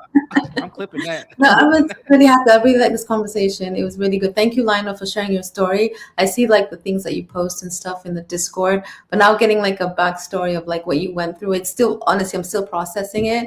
And just seeing what you're doing with what you went through. I've only got like a little bit of information from that, but just seeing like what you're doing and, like these issues and stuff, the fact that you're bringing them out there, I think that's a really good way of doing it. Now you kind of got me a bit fired up and thinking, okay, what can I do to do something about this? And, I've got a lot of nieces and nephews, like dozens of them. And so I was just thinking about that as well. So yeah, this has been a really great conversation. Thanks for letting me up, Universal. And, I think I had I've got a lot to think about. But thanks for putting that in my mind now. So yeah, thank you. Absolutely. Thank you for being here and sharing your perspective. And Yeah, thank you you. are a fan favorite.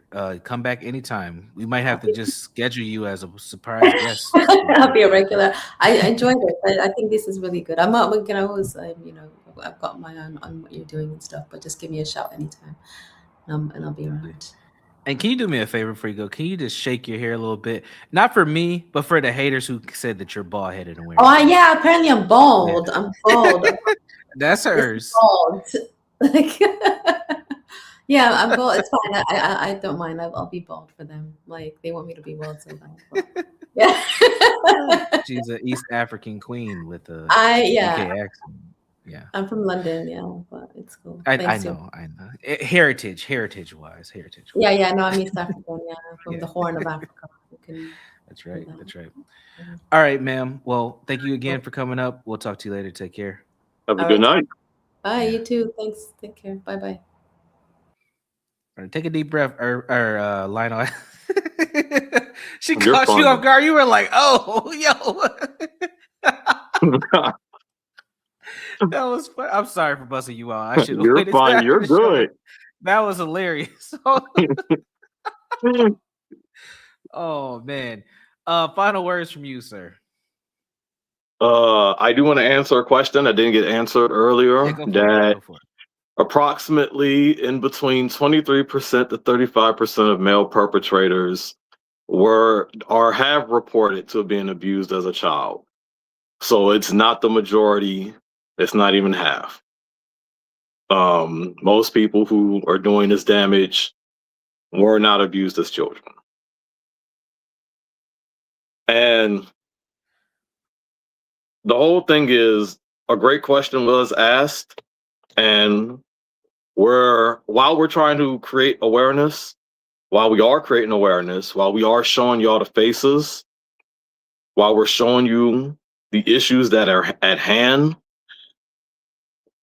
we were asked about a solution on the first episode. It looks grim. It looks dark. Because again, the data all adds up. It starts at home. And the people that are supposed to be the leaders are unfortunately leading the situation of this continuous pain. So we don't have a concrete solution yet because we see how this infiltrates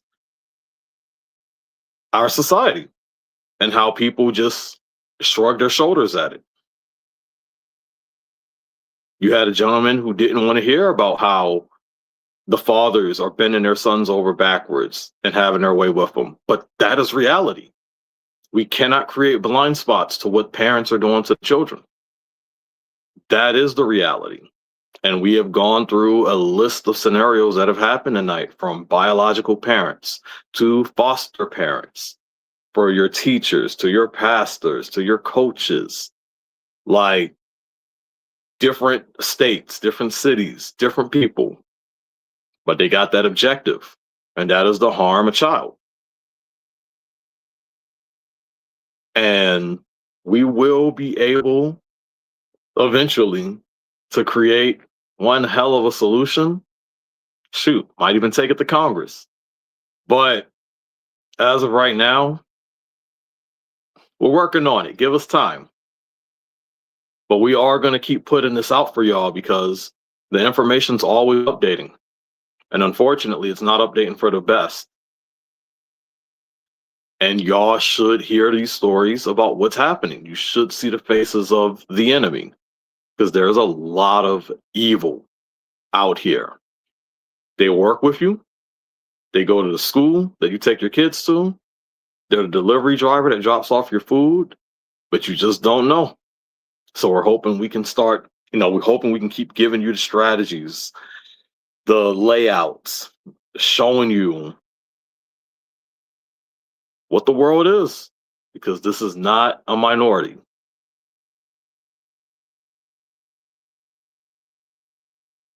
That's all I got. Appreciate you as always, Lionel. I appreciate folks, you. Oh, absolutely, man. Anytime, we want to make sure that we're offering spaces to have these conversations. Again, I put this in the chat earlier. Our goal with this series isn't necessarily to come up with solutions. However, we do want to make sure that we're offering some strategies for this because this is a bigger problem than most people want to realize. But one of our main goals is to bring awareness and make this normalize having the conversation because it's just not happening, unfortunately. We don't have a society that puts kids first. We have a society that is complacent with harming children. And we need to be able to reverse that. And just having opportunities to have these kind of conversations is how to do that from my perspective. So we want to encourage everybody. If you need any assistance or need any help, the National Sexual Assault Hotline number is right there. It's 800-656-HOPE. That's 800-656-4673. It is a 24/7 number. You can call or text it at any time. But if you have an emergency, if you are in immediate danger, the best number for you to call is 911. Thank you all for being here. Make sure you share this stream, watch it, skim through it, whatever you need to do. Share timestamps with people you care about. A lot of information was shared here. We will come back soon with another episode to give you more critical information that may save your life or your child's. Take care. Peace.